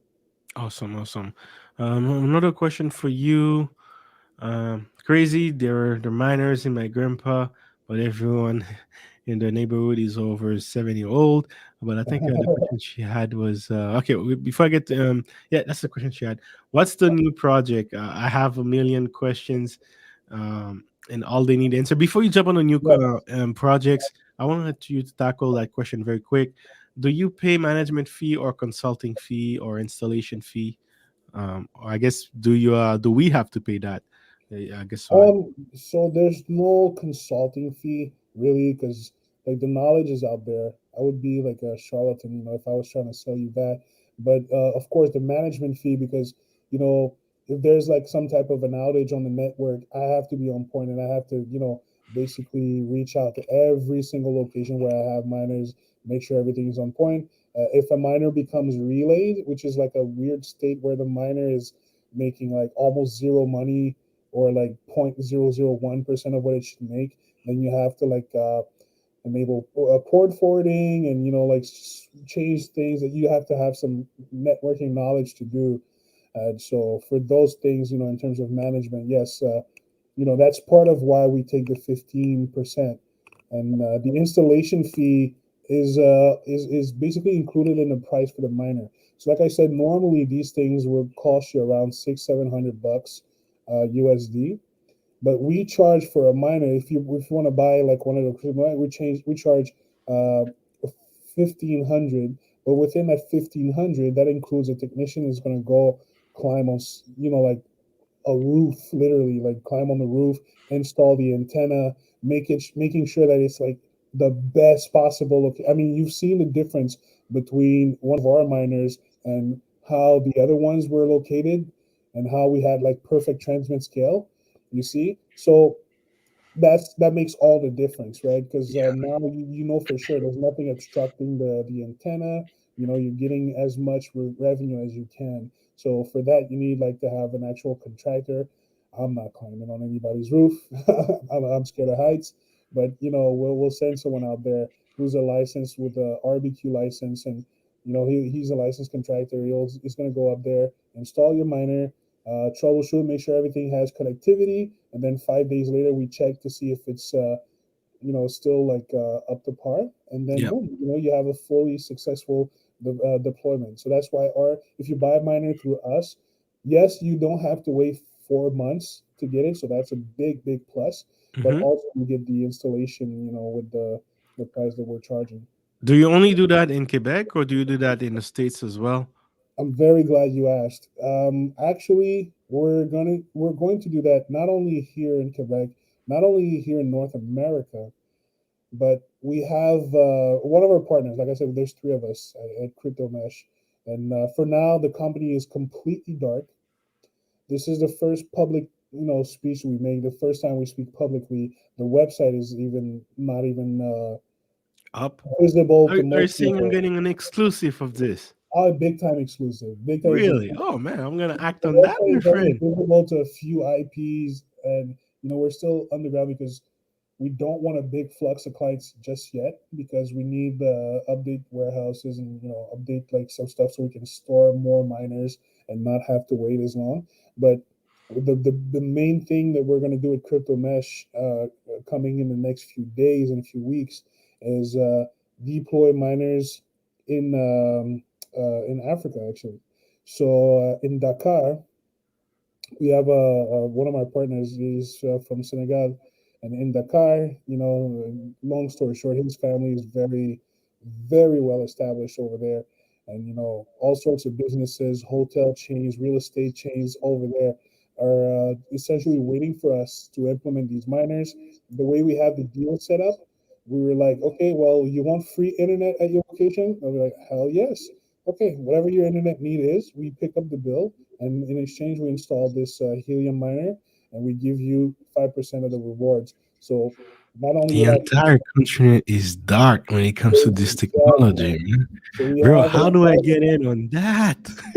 yeah, that's because so first phase we're deploying 220 miners, helium miners, but then with that first batch, Wait a second. How do you get so uh, many of them? Sorry, how do you get so many of them if it takes 4 months to get it from the manufacturer? well, you just had to know about it 5 months ago. You had to take a dive 5 months ago. Ooh, that's interesting, man. Yeah, so that's why we're not like fully public yet with crypto mesh, because we want to make sure that we get our hands on every single thing, and we start installing, because by the time it becomes public, then we're already 5 months ahead of everybody else. So yeah, Ooh, good luck catching up, bro, I'm so interested. I'm interested in the Africa project because, man, look at this. The entire country is dark, man. yeah, There's we have a whole barely fund any at our miners disposal. anywhere. And so you see, like, there's like a few people who understand, and the beauty of Africa as well is, guess what, we have a lot of sun. And you know what you could do with the sun? You stick a pole in Ooh, the ground. You have a few solar panels on yep, one singular pole, and on top of it, you have a wonderful helium miner with no obstruction, powered yep, entirely by the sun. And the hotspot, you will have like a satellite internet modem yeah. hotspot that essentially is just gonna give internet to the miner, and it's gonna get all its power from the solar, and it's weatherproof, fully weatherproof. It's So made that's where it is. so yeah, that's where we're gonna implement the most thing. We're gonna start by Dakar, and then those 220 are gonna be located all the way from here, all the way to Mauritania. So when you're in Mauritania, then Wait. Mauritania, is it like the south of Africa? no, it's up there. It's a little bit north of Senegal. North of Senegal. Senegal Yeah, is somewhere oh, here ish.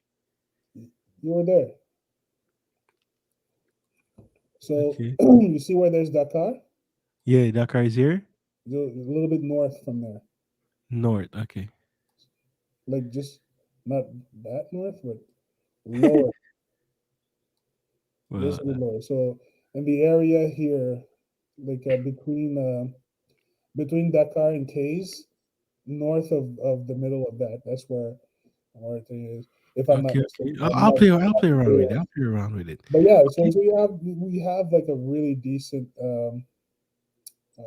These guys are deep in crypto, man. There's yeah, another no, crypto project. they There's know another more crypto than you project think, I'm man. That's buying. the thing. The people in these countries, some of them, like a few of them, they know more than you think, and that's probably somebody's nephew from like New York or something. Like, granddad, you have to get on that crypto mining stuff.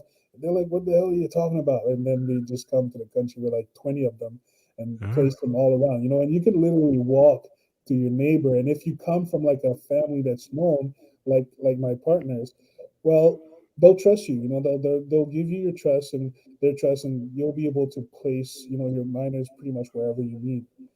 So bro, I'm interested, man. I think you definitely, man. This week, I'm getting. You guys are giving me ideas, man. I'm definitely but that's not the even Montreal that's not one. The even the Montreal big one, money project. $700. I'm into it. Like it's like but man, an opportunity like this, undervalued country, providing internet the entire time. Yeah. We can start. The entire continent is dark, right? Oh man, bro, how do we light it up? Yes, sir. We can. We just But need wait, money. but as a state, let's say from someone in the states or in Canada, they be able to invest in something like that with you? It would be like on a one-to-one basis. I'm not gonna just bring anybody in. You have to understand that there's a risk. There's always a risk with great Yep. investments. What we're planning on implementing out there has never been done before. So it's new technology on top of a new concept, on top of an underdeveloped country. So it's like you have to understand there's a lot of risk Yeah. involved. But the thing is, since there's not a lot of witnesses, a lot of people With helium miners, they don't have like a lot of revenue generated. But if Mhm. we bring in 200 something miners in one area, well, at this point, you're basically creating the perfect mesh network, because since we're the ones bringing in all the miners, we can dictate where we want to place them, so we can make sure that they're placed in the most optimal way, and that there's as many witnesses needed to make the most rewards. And of course, Helium themselves are open to sponsoring stuff like that, because they need that network to be meshed out everywhere. And those countries, they have a lot of IoT devices, that they have a lot of need, I mean, for IoT devices, but since they don't have the network, they can't implement them. So what we're doing is actually modernizing those countries and modernizing those societies with tools that they actually need. It's not just about us making money, but we're actually making a great impact, in Africa with this. So Bro, you said something interesting. Did you say the company Helium in themselves, they actually help fund some of these projects because they need it, right? You're providing value to them, right? yes, yes. So far, they've only done something like that once, to my knowledge. But I know that there's something they're open, because not everybody has the guts to just literally go across the country and across the world, essentially, and start implementing a thing. And not everybody has those connections, and not everybody is aware of helium. I mean, if you think about it, in the entire world, there's only 400,000 of them in the entire world. That's Yeah, not a lot of people, right? That's not a lot yeah, not a of lot. anything, right? For the planet. You've seen how many dark areas there are. Even here, like in Quebec, like there's a Yeah, lot of dark areas. So of course we want to cover that ground. The only thing is those areas are so populated and so like aware of the finances, that even if we place them really well here, eventually the neighbor is going to be stupid and is going to bring in two or three more, and you're going to lose revenue. It's still going to make money, but yeah, you're not going to make optimal. Whereas if we go somewhere where there's nothing, there's none of them, we control the entire map. So we control where they're going to be placed. Therefore, we control how efficient they're going to be and how profitable they'll be. And it's going to stay that way. Because if bro. you Say put them, less, man. Say and there's less. already 200 of them, you have no incentive to bring in your miners. We already own the whole place. Say less, say less. All right, I got you. I got you. All right, man. Let's say, right, we wanted to embark on something like this. How would I start? Like, how much would I need? How would I start? How would it work? Like, when would you be starting to be operational in Africa or something like that? When should we contact you? Come on, man. Let's know. Yeah. So essentially, what's going to be live on the Crypto Mesh website is the portal where you can essentially buy an amount of the cash loop token, which is our own token. The That what, sir? amount is, so yeah, that's part of the big project I wanted to talk about after. Okay, You can okay. find out after is fine, but the new project is going to be like you'll see. So basically, you're going to buy a set amount of those tokens for a set amount of money, whatever amount you want, and well, of course, that amount has to correspond to like how many miners you want to buy into for us to deploy. And now, once that's done, you basically have that amount in the wallet. It's not going to go away. It's not like you can just lose your money. It's there. It's not moving. It's going to be static for a while until we go over there and deploy. Once we deploy, essentially you still have the tokens, but on top of that, your miner is deployed in Senegal. So not only this will create a lot of people that are holding wallets with our token, but also that's going to help you secure your investment and basically secure a position, in that specific venture of deployments for Crypto Mesh. But Crypto Mesh, as a company, we're developing a new app, and that's the big project. So, like I said, I have an IT company, Western Bridger IT Consultant.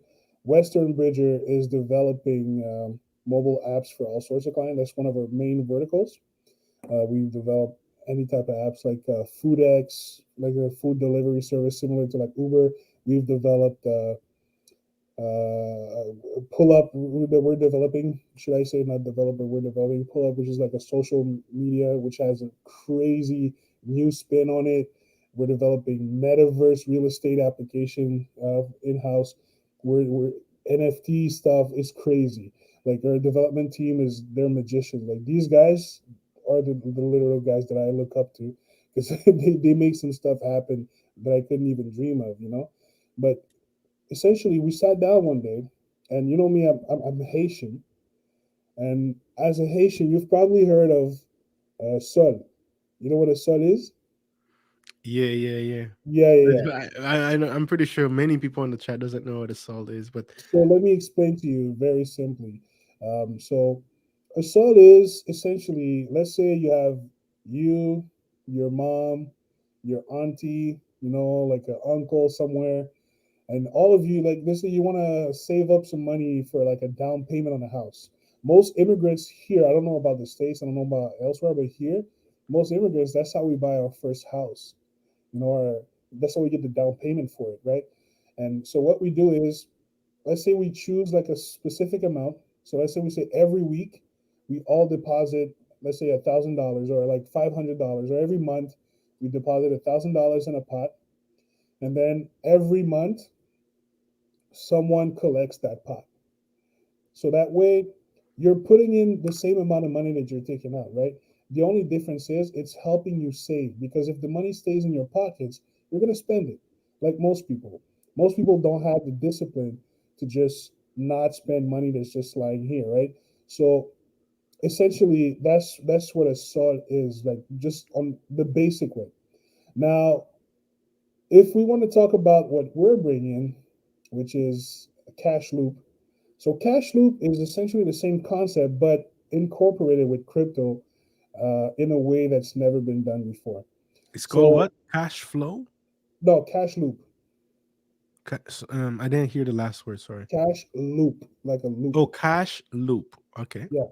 So I can send you. I'm gonna send you here two files. Uh, can I send you files here in the chat? If you only can share the screen, Okay. Yeah. um, I can get you can share the screen on your computer, and then I can put it up for people to see if that's easier. Yeah. Yeah. 1 second. Yeah, So. but man, you're talking so much, man. You're talking like about many things together, and I want to go back to that African project here because, but I'm curious to see how the solid idea, the cash loop idea, will mix into that. But Mhm. to me, the project you have in Africa, it's so pure that I wouldn't mess with it with any other things other than just find a way for people to invest in it directly and then find a way to pay to investors for their contribution on the network. No, Something like that's the only way people can basically, like, as far as that project, that's something completely separate. It's oh, just okay. So instead it's of not the using, cash loop. no, it has nothing to do with cash flow, except that instead of putting in like US dollars in some type of bank account just to protect us, we're using crypto, our own crypto.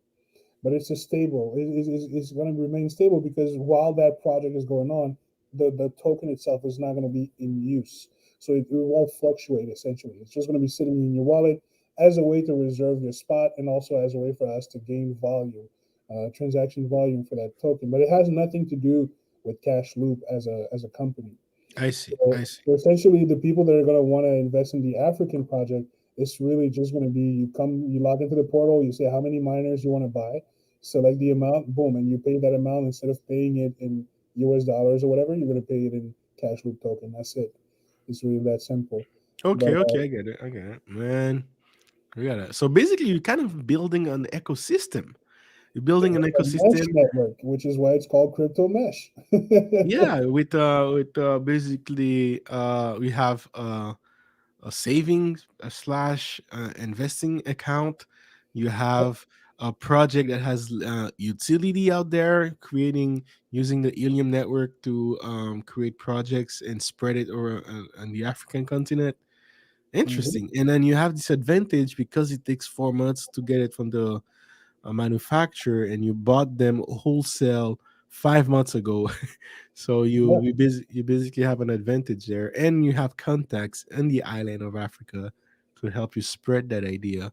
I'm interested, man. I'm willing to take some level of risk to try it out, but I like the aspect of controlling a sector controlling a sector and controlling the network, right? If you control the network, you own most of the nodes. You were there early. Man, that's interesting, man. No, absolutely, and for sure, I consider myself uniquely qualified to bring that operation to fruition because, like I said, we have a set of contacts, we have a way that we position ourselves before anybody else, and the growth potential, like Peter just said, is insane, because it's still so early, nobody knows about it, and we're offering them a free service with it. So we're Mm. taking on the most risk, but we know what the rewards would look like, right? So it's not that risky, of course. Interesting business model indeed. Sorry, you can press share. There should be a share button on your platform, and then if you want to share your screen so we can see anything else you have to show us, and that would be interesting. But so far, I like what you're saying, man. I like what you're saying, and I like your ambition in creating cryptos. You basically programming your own crypto, creating your own blockchain, and then going out there. Perfect, perfect. Going Yeah. out there and try it out. So let's see what you got. So here's Cash Loop, and this is very, very early, super exclusive look into it. I mean, we're still shooting the friggin' commercial for the thing, just to tell you how early it is. But so here's how it works, right? So this is the quick document that I put together just to show a comprehensive um, idea of the mechanics behind why that token is going to be so powerful and why that tool for saving money, even outside of the crypto aspect, is going to be amazing. Um, like I said, this concept of saving money in a round robin fashion it's already been proven because like for years since I've been a kid, and way before that, that's how my people have been buying homes here in Canada for the longest time. It helps you save. So here you have the app. Let's make like an example of what it would look like. Okay, so let me put this in the read mode. So let's say you have 5 people in the loop, right?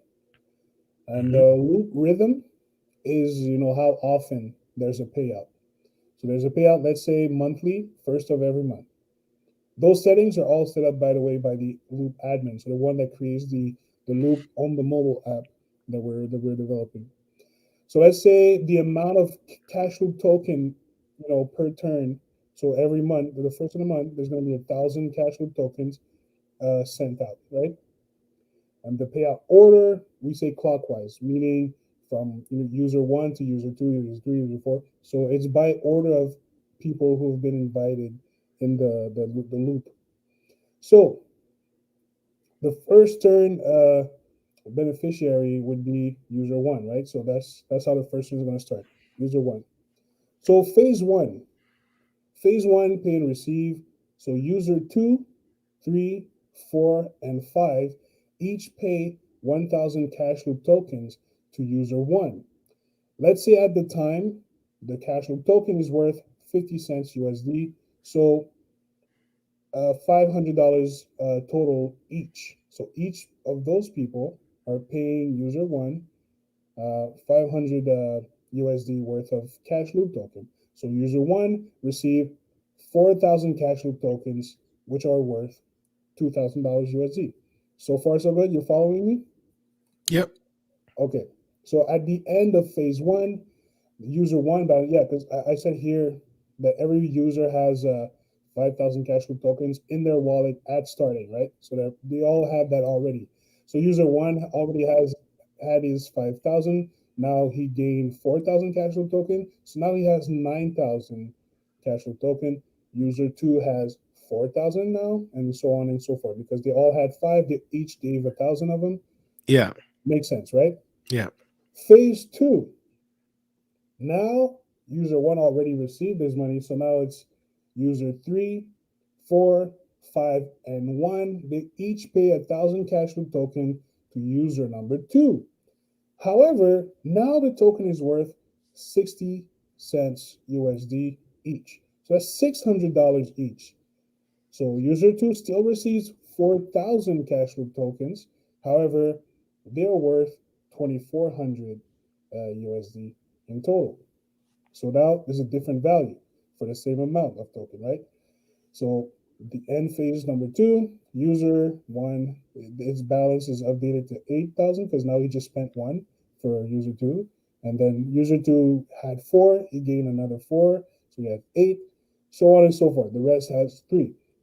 So we keep going. Now the value at turn three is to 70 cents. Now turn four, the value is 75 cents. And turn five, the phase five, basically the token is say it's worth $1 USD each. Sorry.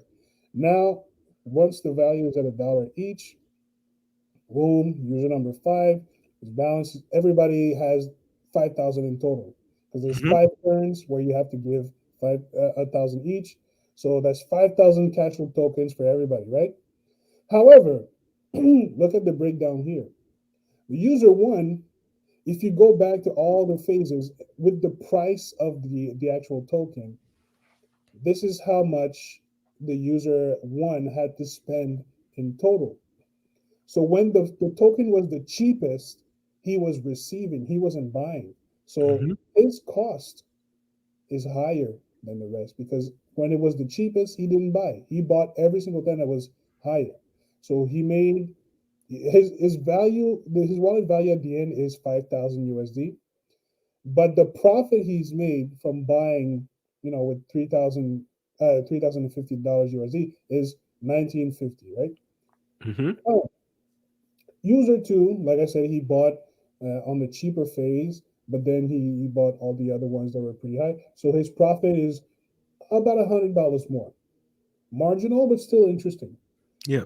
User three, that's when it got up to 75, I believe, or 70. So they made 2150, 2150.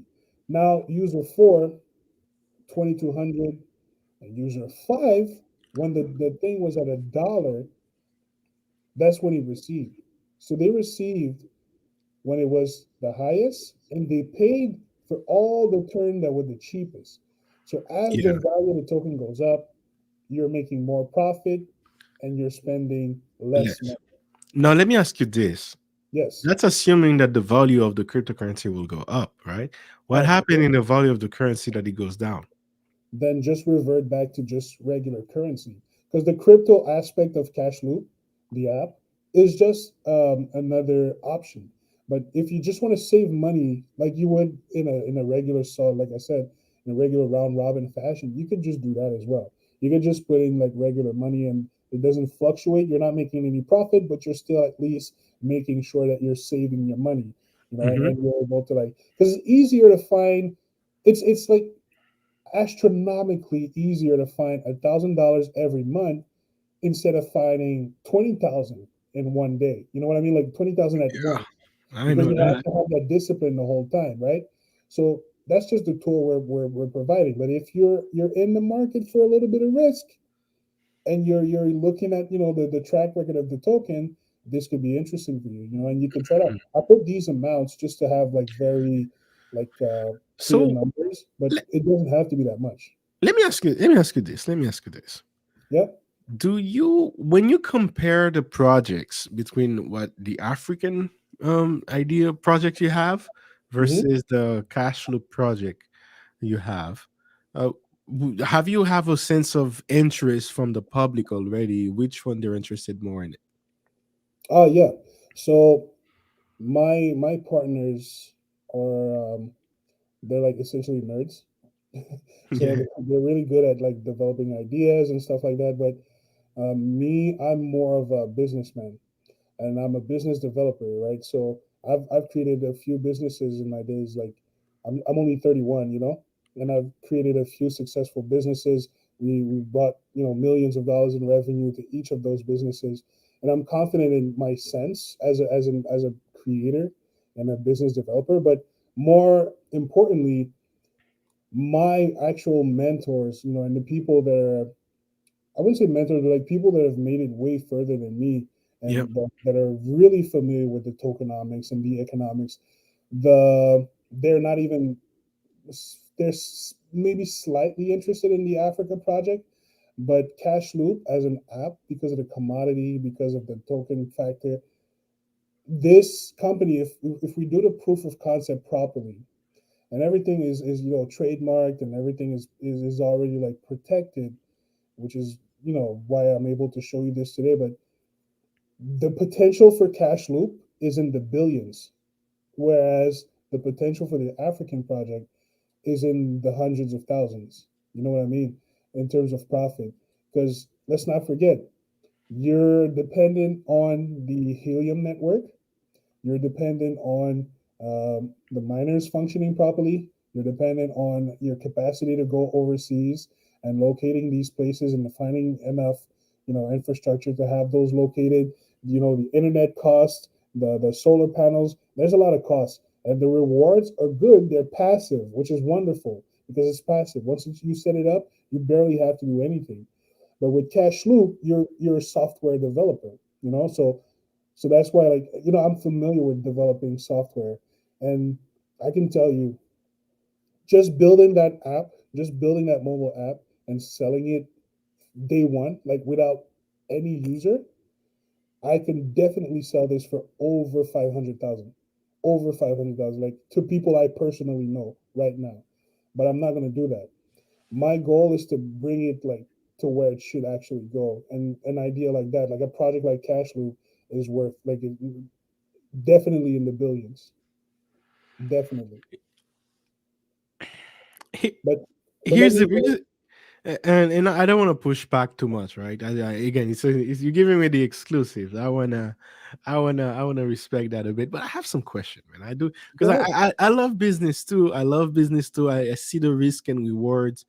Um, I don't know. I find it very interesting. You said your mentors were looking at that African projects as more risky than what you're saying, and I guess the part that I'm questioning is but that's what I was asking you about the interest, and you're saying that you already have quite some interest in it. Because to me, it's a concept that's not really common in North America, and because there's so many ways to access credit, because there's so many ways uh, to um, to access credit, right? Money. I don't see a need for a lot of people to use that. So that's what I'm questioning it. So But many if you websites. do So it on another country like Africa, for example, or Haiti, right? That could be more interesting for the people there because first, it's a concept that they might already been accustomed to, and then also it's just an easier way for them to act to do the same thing they're already doing. So that interest might be bigger there. So that's what I was asking about the interest that you. But if you do it, if you say that you do it right, you can sell it. You're confident in what you do. And that's interesting, man. That's yeah, interesting to yeah, say yeah. the least. No, I'm not selling it. I'm just saying if I were to sell it, the Yeah, value would yeah. be But tremendous. that But confident alone to me is like okay, okay. I'm no, but listening. I'm there's a listening. reason why. Because at first when I growing up, I thought only Haitians would do that. But then I spoke to my Indian friends, my Chinese friends, my white friends, my Jewish friends. They all have a different name for it. Even Africans, they all have a different, but they have that same concept in their community. Now, if Mm, you bring the aspect that not only now you have a safe escrow system, whereas people have like technological accountability where you can't just run away with the money. It's linked. It's yeah, KYC, right? So we have your social insurance, we have your ID, we have your payment info, your bank account info. So you can't just run away with people's money. So we add an extra layer of security yeah. right off the bat. First of all, second And of yeah, and all, that's where the crypto aspect works well because it's all transparent. You know what everyone has, and absolutely, if the money is already in a blockchain, then it has to execute the smart exactly. contract that you And the placed thing on is, that. that's borderless, right? That's borderless. There's no limit. We could sell it in Egypt. We could sell it in China. We can sell it in Montreal. It doesn't matter. We can bring it to like 100,000, 200,000, 500,000 users, you know, fairly easily. Whereas I can't feasibly have 500,000 helium miners running and managing this. It would be too insane to Yeah, manage. It wouldn't be feasible for the same reason why Warren Buffett doesn't just buy all the real estate in the world. For the same reason why it wouldn't be feasible to manage. If it was, he would for sure. And he said that exact phrase. Shout If out it to you, wasn't, Natasha, for shout out to you, Natasha, for this comment. It's peer-to-peer lending. Market for this set. Market for this is set to grow at compound. If I forgot the CAGR, sorry, I'm hungry, guys. But as a compound annual growth rate, if I'm not mistaken, of 31% to 2026. Yeah, sorry, she even she even mentioned a source. Jesus Christ, I believe you. It's all right, Natasha.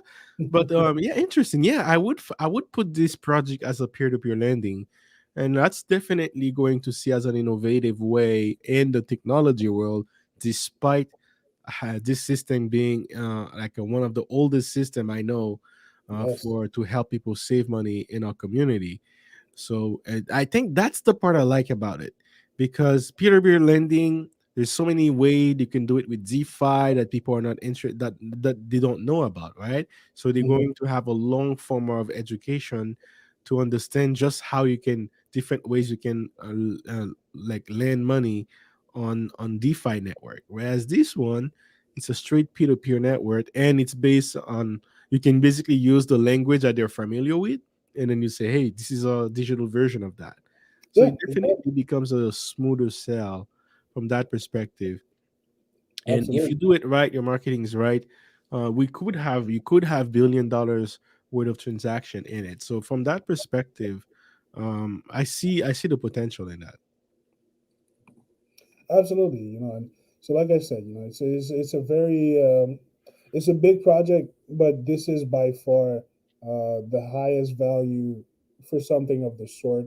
We have a lot of other stuff that I didn't talk about, in that document where it's like the security aspect and the way that it's remote, like almost impossible to hack, almost impossible to escape because of the way, and you have a lot of loopholes where you won't ever be able to get scammed from this app.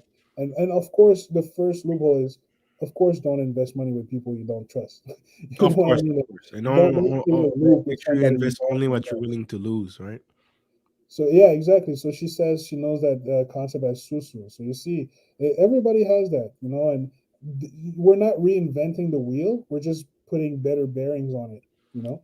Now here's the part I like about it is I can basically invest in your cash loop idea and get my cash loop to work for me in the African project. There That's you what I like. go.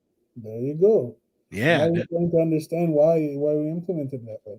man, that's what because honestly to me, what I hear about it, to me, I'm more excited about the African project. I'm more excited about Yeah, that. because it's easy. It's right now. It's easy. You buy this, it's generating money. Boom, you let it ride. This is Exactly. much more complicated because not everyone knows how to build a successful software company.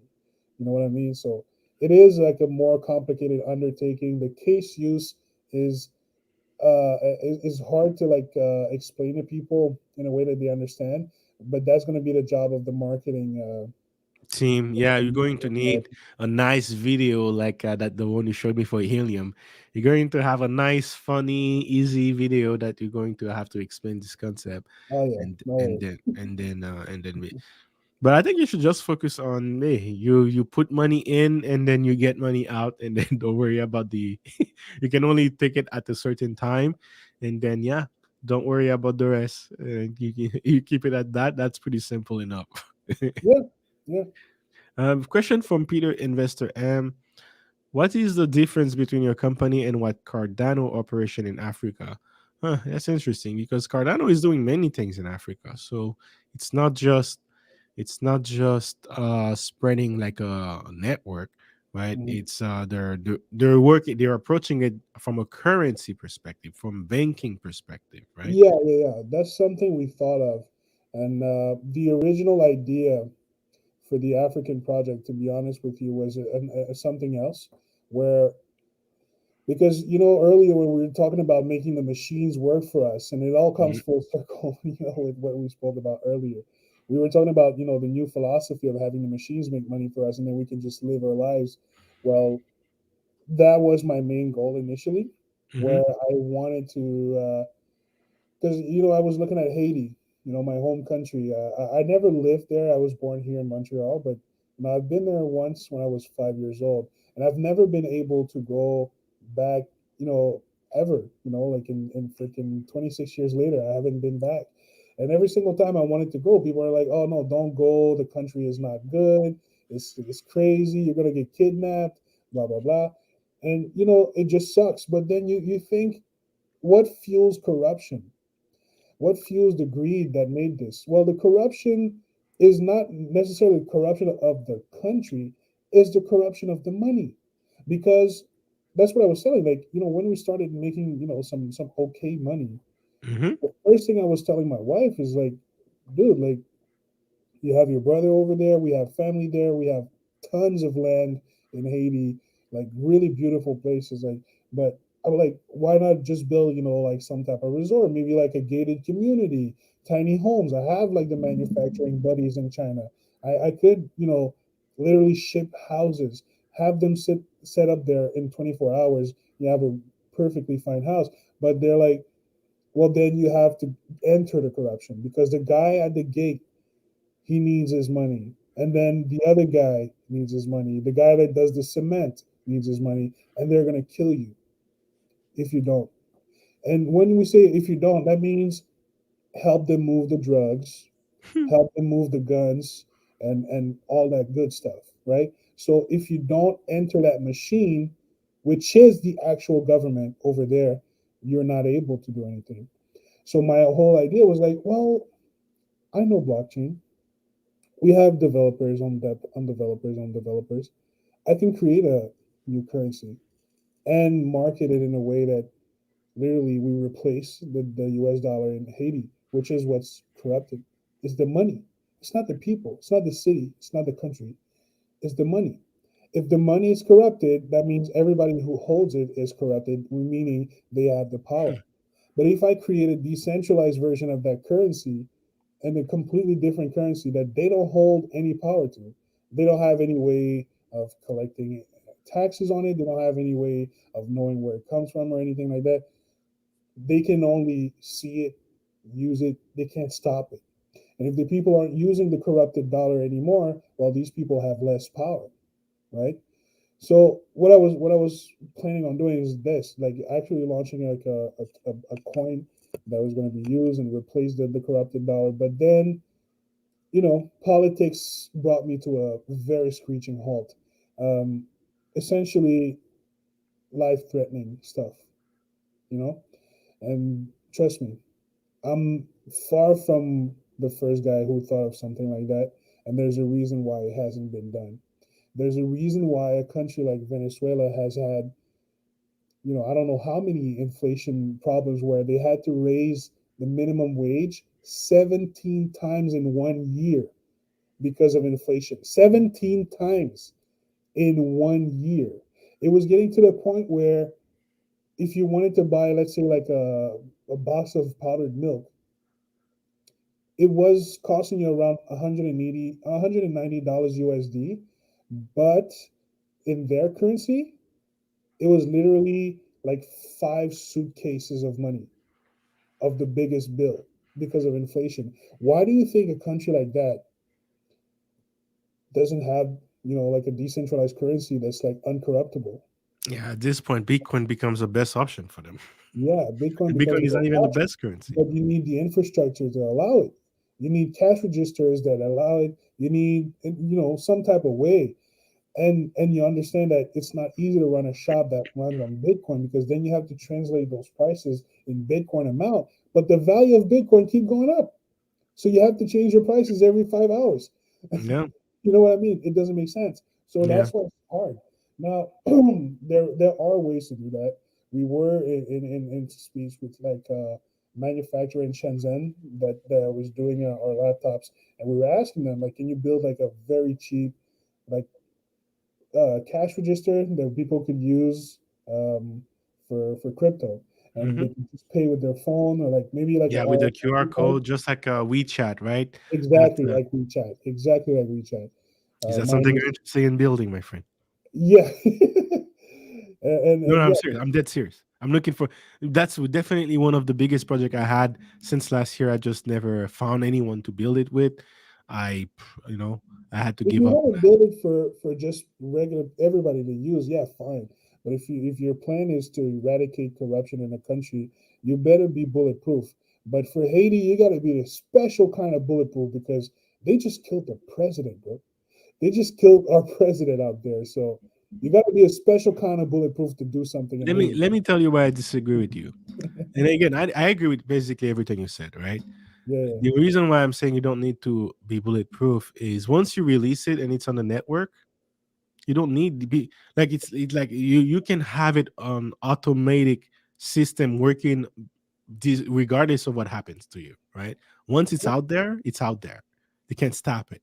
And I think that's one of the reason, one of what that's one of the biggest power that we have in cryptocurrencies that we can truly change things, right? So imagine I don't want I'll tell you in private what I'm thinking about, but there is also one thing I'm thinking about. If I could build it, if I could build it, I release it, market it, forget it. Literally, anything forget it. you need to build, I can help you for sure. You know, we have the development team for that. It's just I value my life tremendously, and as much as I Don't worry, want to, there is a time for everything. there's a risk that I'm not necessarily willing to take for now. Maybe yeah, when I'm 40 years, right now it's not the time for it, but I'm getting ready for a time to do it. And when it's yeah, that time, I'm going there. you Me, can tell I don't mind going there till I die, man. I'm the type of guy who would rather die for something so that my name becomes immortal. People read my name on history books, and then I die young versus I die old. No one knows about me. That's the type of guy I am, me. man. I So I'll mean, take that bullet for you, okay, man. that's that. I agree with that.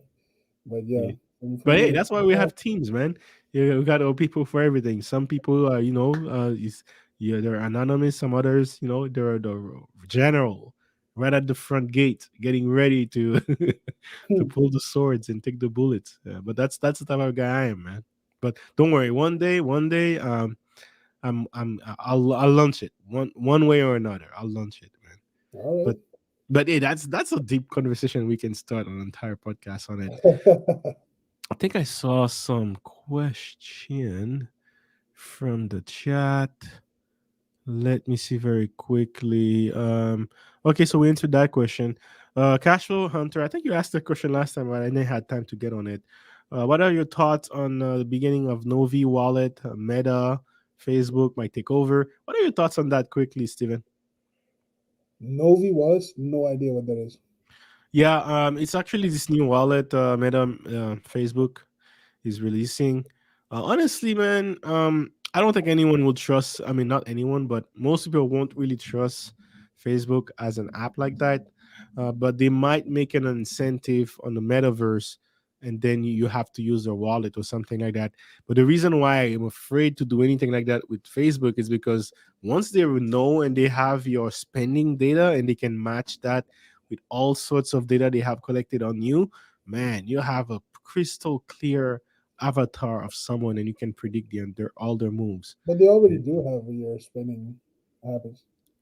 Man, not me, bro. I mean, buddy, in the terms of service for Facebook, you can check it out. Like it literally says all your browsing data, your text messages and emails, they can access in their terms of service. When you're installing Facebook on your phone, that's what you're giving them access to. Your Oh pictures. yeah, I agree, and that's why last year I canceled everything I had on my phone when it comes to Facebook So even product. outside of Facebook, you know what I mean? Like, Yeah, that's the I mean, you web gotta browser or you anything. gotta do you can only work with what you have, right? So I do that with limited. But last year, man, I noticed they were tracking like my crypto movements on my phone off site. Like I wasn't even Yeah. on Facebook app. I said everyone goodbye on WhatsApp, bro. I removed that off my phone, bought an entire new phone, and never install any product Facebook product on it, man. So that's the way I see it. Me, it doesn't bother me. I don't care. Yeah, yeah. I have, Well, me too. But I have nothing to hide. There's nothing really they can take from me by doing this. I have yeah, nothing to hide. There's like, do whatever, you know? that's another discussion, man. Yeah. Me too. I have nothing to hide. It's not even about that. It's about freedom, man. Shout But out freedom to for what? Mikael. Hey, we met. So for guys, we met at a networking event, and I met and Steven. I met another guy named Mikael. We had a podcast with him earlier this week, And he was saying, "Hey, us Asian, we invented freedom, man. We invented freedom. So just for the, just for the ideal of freedom alone, I just don't like not having the ability to be fully free and the ability to control my data like that. For me, Mm. it's an You act. gave up that right the day you bought your first cell phone. You know what I mean? Do you not understand? You understand how cell phones work, right? Yeah, yeah. Hey, How did look, you get I reception? want to do it as much as I can control it, right? I You can can. There's control only it. so much I How can do control. you think it knows where to make your phone ring when somebody's calling you? There's no wire attached. How do they know? Oh man, you're making me like not having the will to live anymore, man. Come on. I'm just saying, if you understand how the technology works, having a cell phone is a void of any type of privacy. We could literally tell where you were, when you were there, how you're spending your money, who you're talking to, what you look like, what your friends look like, where they were, who they talk to. Like, there's absolutely no freedom when it comes to just owning a smartphone, period. And that's not counting inside of the apps you're using, your Gmail account, your YouTube, your Facebook, your Yeah, everything. I There's get no it, man. freedom. Like, people are like, oh yeah, this is, oh, I'm gonna Don't use worry. Well, I'll create my own. Tinder. I'll create my own matrix and live in that in my own matrix one day. Create your own My, satellite you know and what my send goal them. is? You know what my goal is as a nerd. That's what I'm thinking of is launching my own satellites up there, man. Yeah, go ahead, go ahead. And who's gonna give you the license for that again? Oh, Exactly, who cares? exactly. And look, if I have to be president of Haiti to do it, I'll do it, man. I'll make my own President of license. Haiti. Yeah, I don't know about that, buddy. You see what happened with the last one. Oh man, leave me alone, bro. No, Anyway, man. Anyway, we have to wrap it up. We have to wrap it up, and we talk about a lot of things: crypto mining. Talk about helium, how easy it is to mine helium. First of all, we talked about the nice ash, right? It's basically a way that you can leverage your computer and connect it with this platform so that you can start mining cryptocurrencies. Or if you want to go with the big dogs, putting $20,000 setups, but that those are very loud and lots of heat. Or you could go in cryptocurrencies that has a lot of value and doesn't take that much energy to pass like helium. And then you even have a whole business model for helium and projects to launch it to Africa. That to me is very interesting. I'm we down for that. can talk. We can And talk. and what I like about it is you setting up in a way, kind of like a mesh of cryptocurrencies. One of them is a peer-to-peer platform. Shout out to Natasha and Vincent for sharing the data on that. And then the other one is basically a way that you can buy these cryptocurrencies and you have a basically a position, a stake into that project of deploying helium networks all over Africa, but not all over, but starting from the Dakar and go from there. I'm interested in that. So I like your setup because it forces me to be involved in both projects at the same time, and that's fine with me. That's fine with me. It's kind of like limiting the risk basically because just by having one project, I have it's risked in two different projects as opposed to investing two type of capital in two different separate projects. So that Exactly. to me is interesting. So a shout out to you for sharing a lot of knowledge on crypto mining and some of your projects you're working on some of your projects you're working on as well. Is there any last words you would like to share with the audience about anything you're working on? Basically, building wealth in general, business, crypto mining, and is there any last words you would like to address? Yeah, absolutely. I mean, for me, all I have is my drive. My greatest accomplishment is myself, and being able to rely on myself and trusting myself to make, the best decision I can make with the information I have. And, I would advise anybody who's trying to invest, anybody who's trying to make any type of money, whether it's just a little bit of extra or maybe making like actual big bucks in, cryptocurrency, try to be an innovator.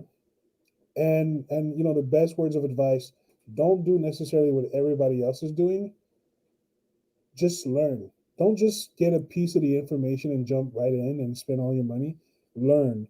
The information you can get online for free is amazing. It's like never ending, and every single day it's updated, and you can be a really savvy investor in less than a few months.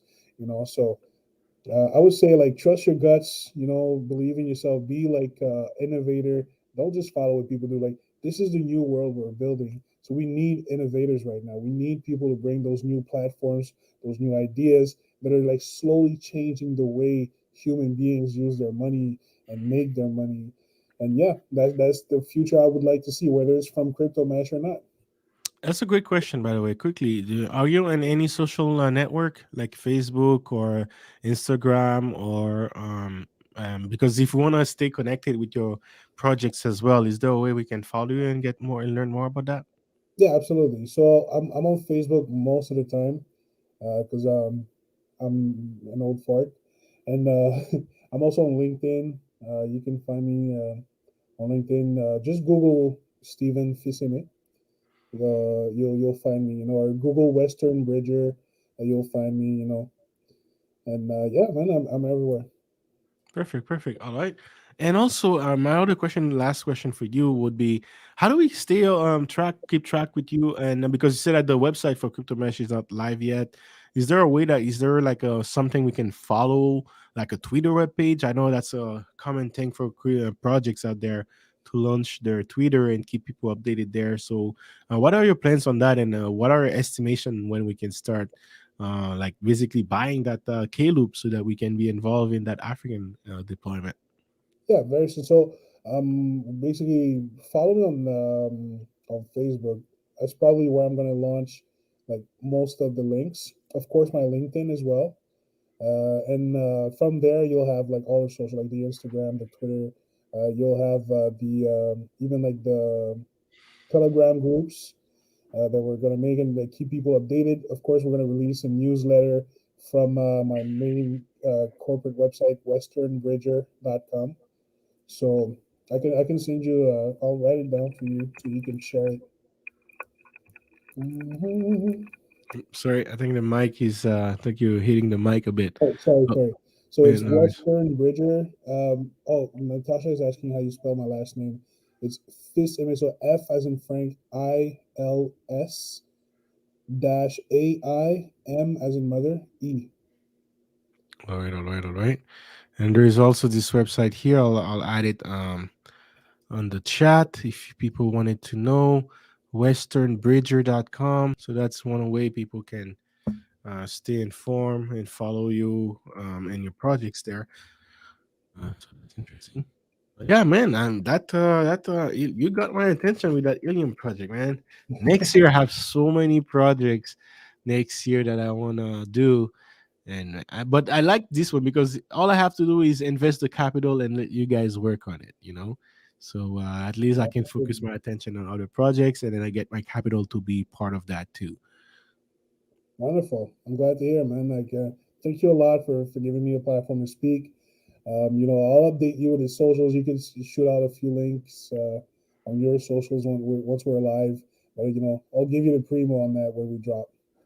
Yeah, no worries, man. Maybe that would be a good segue to talk about that philosophical philosophical debate. I wouldn't Yes, know if sir. it's a debate, but there is a philosophical of, hey, do we get a universal income and get AI to do the job for us, right? Yes, sir. Or is government is gonna use that as a way to control us even more and still have us and basically enslave us in a different way, right? Yeah, we'll So see. anyway, we can set up that Stay stream tuned. whenever you want, but that's another stream, right? Yeah, yeah, yeah. But hey, maybe at that time that would be a perfect segue to invite you in when you're ready to announce and then have and start attacking.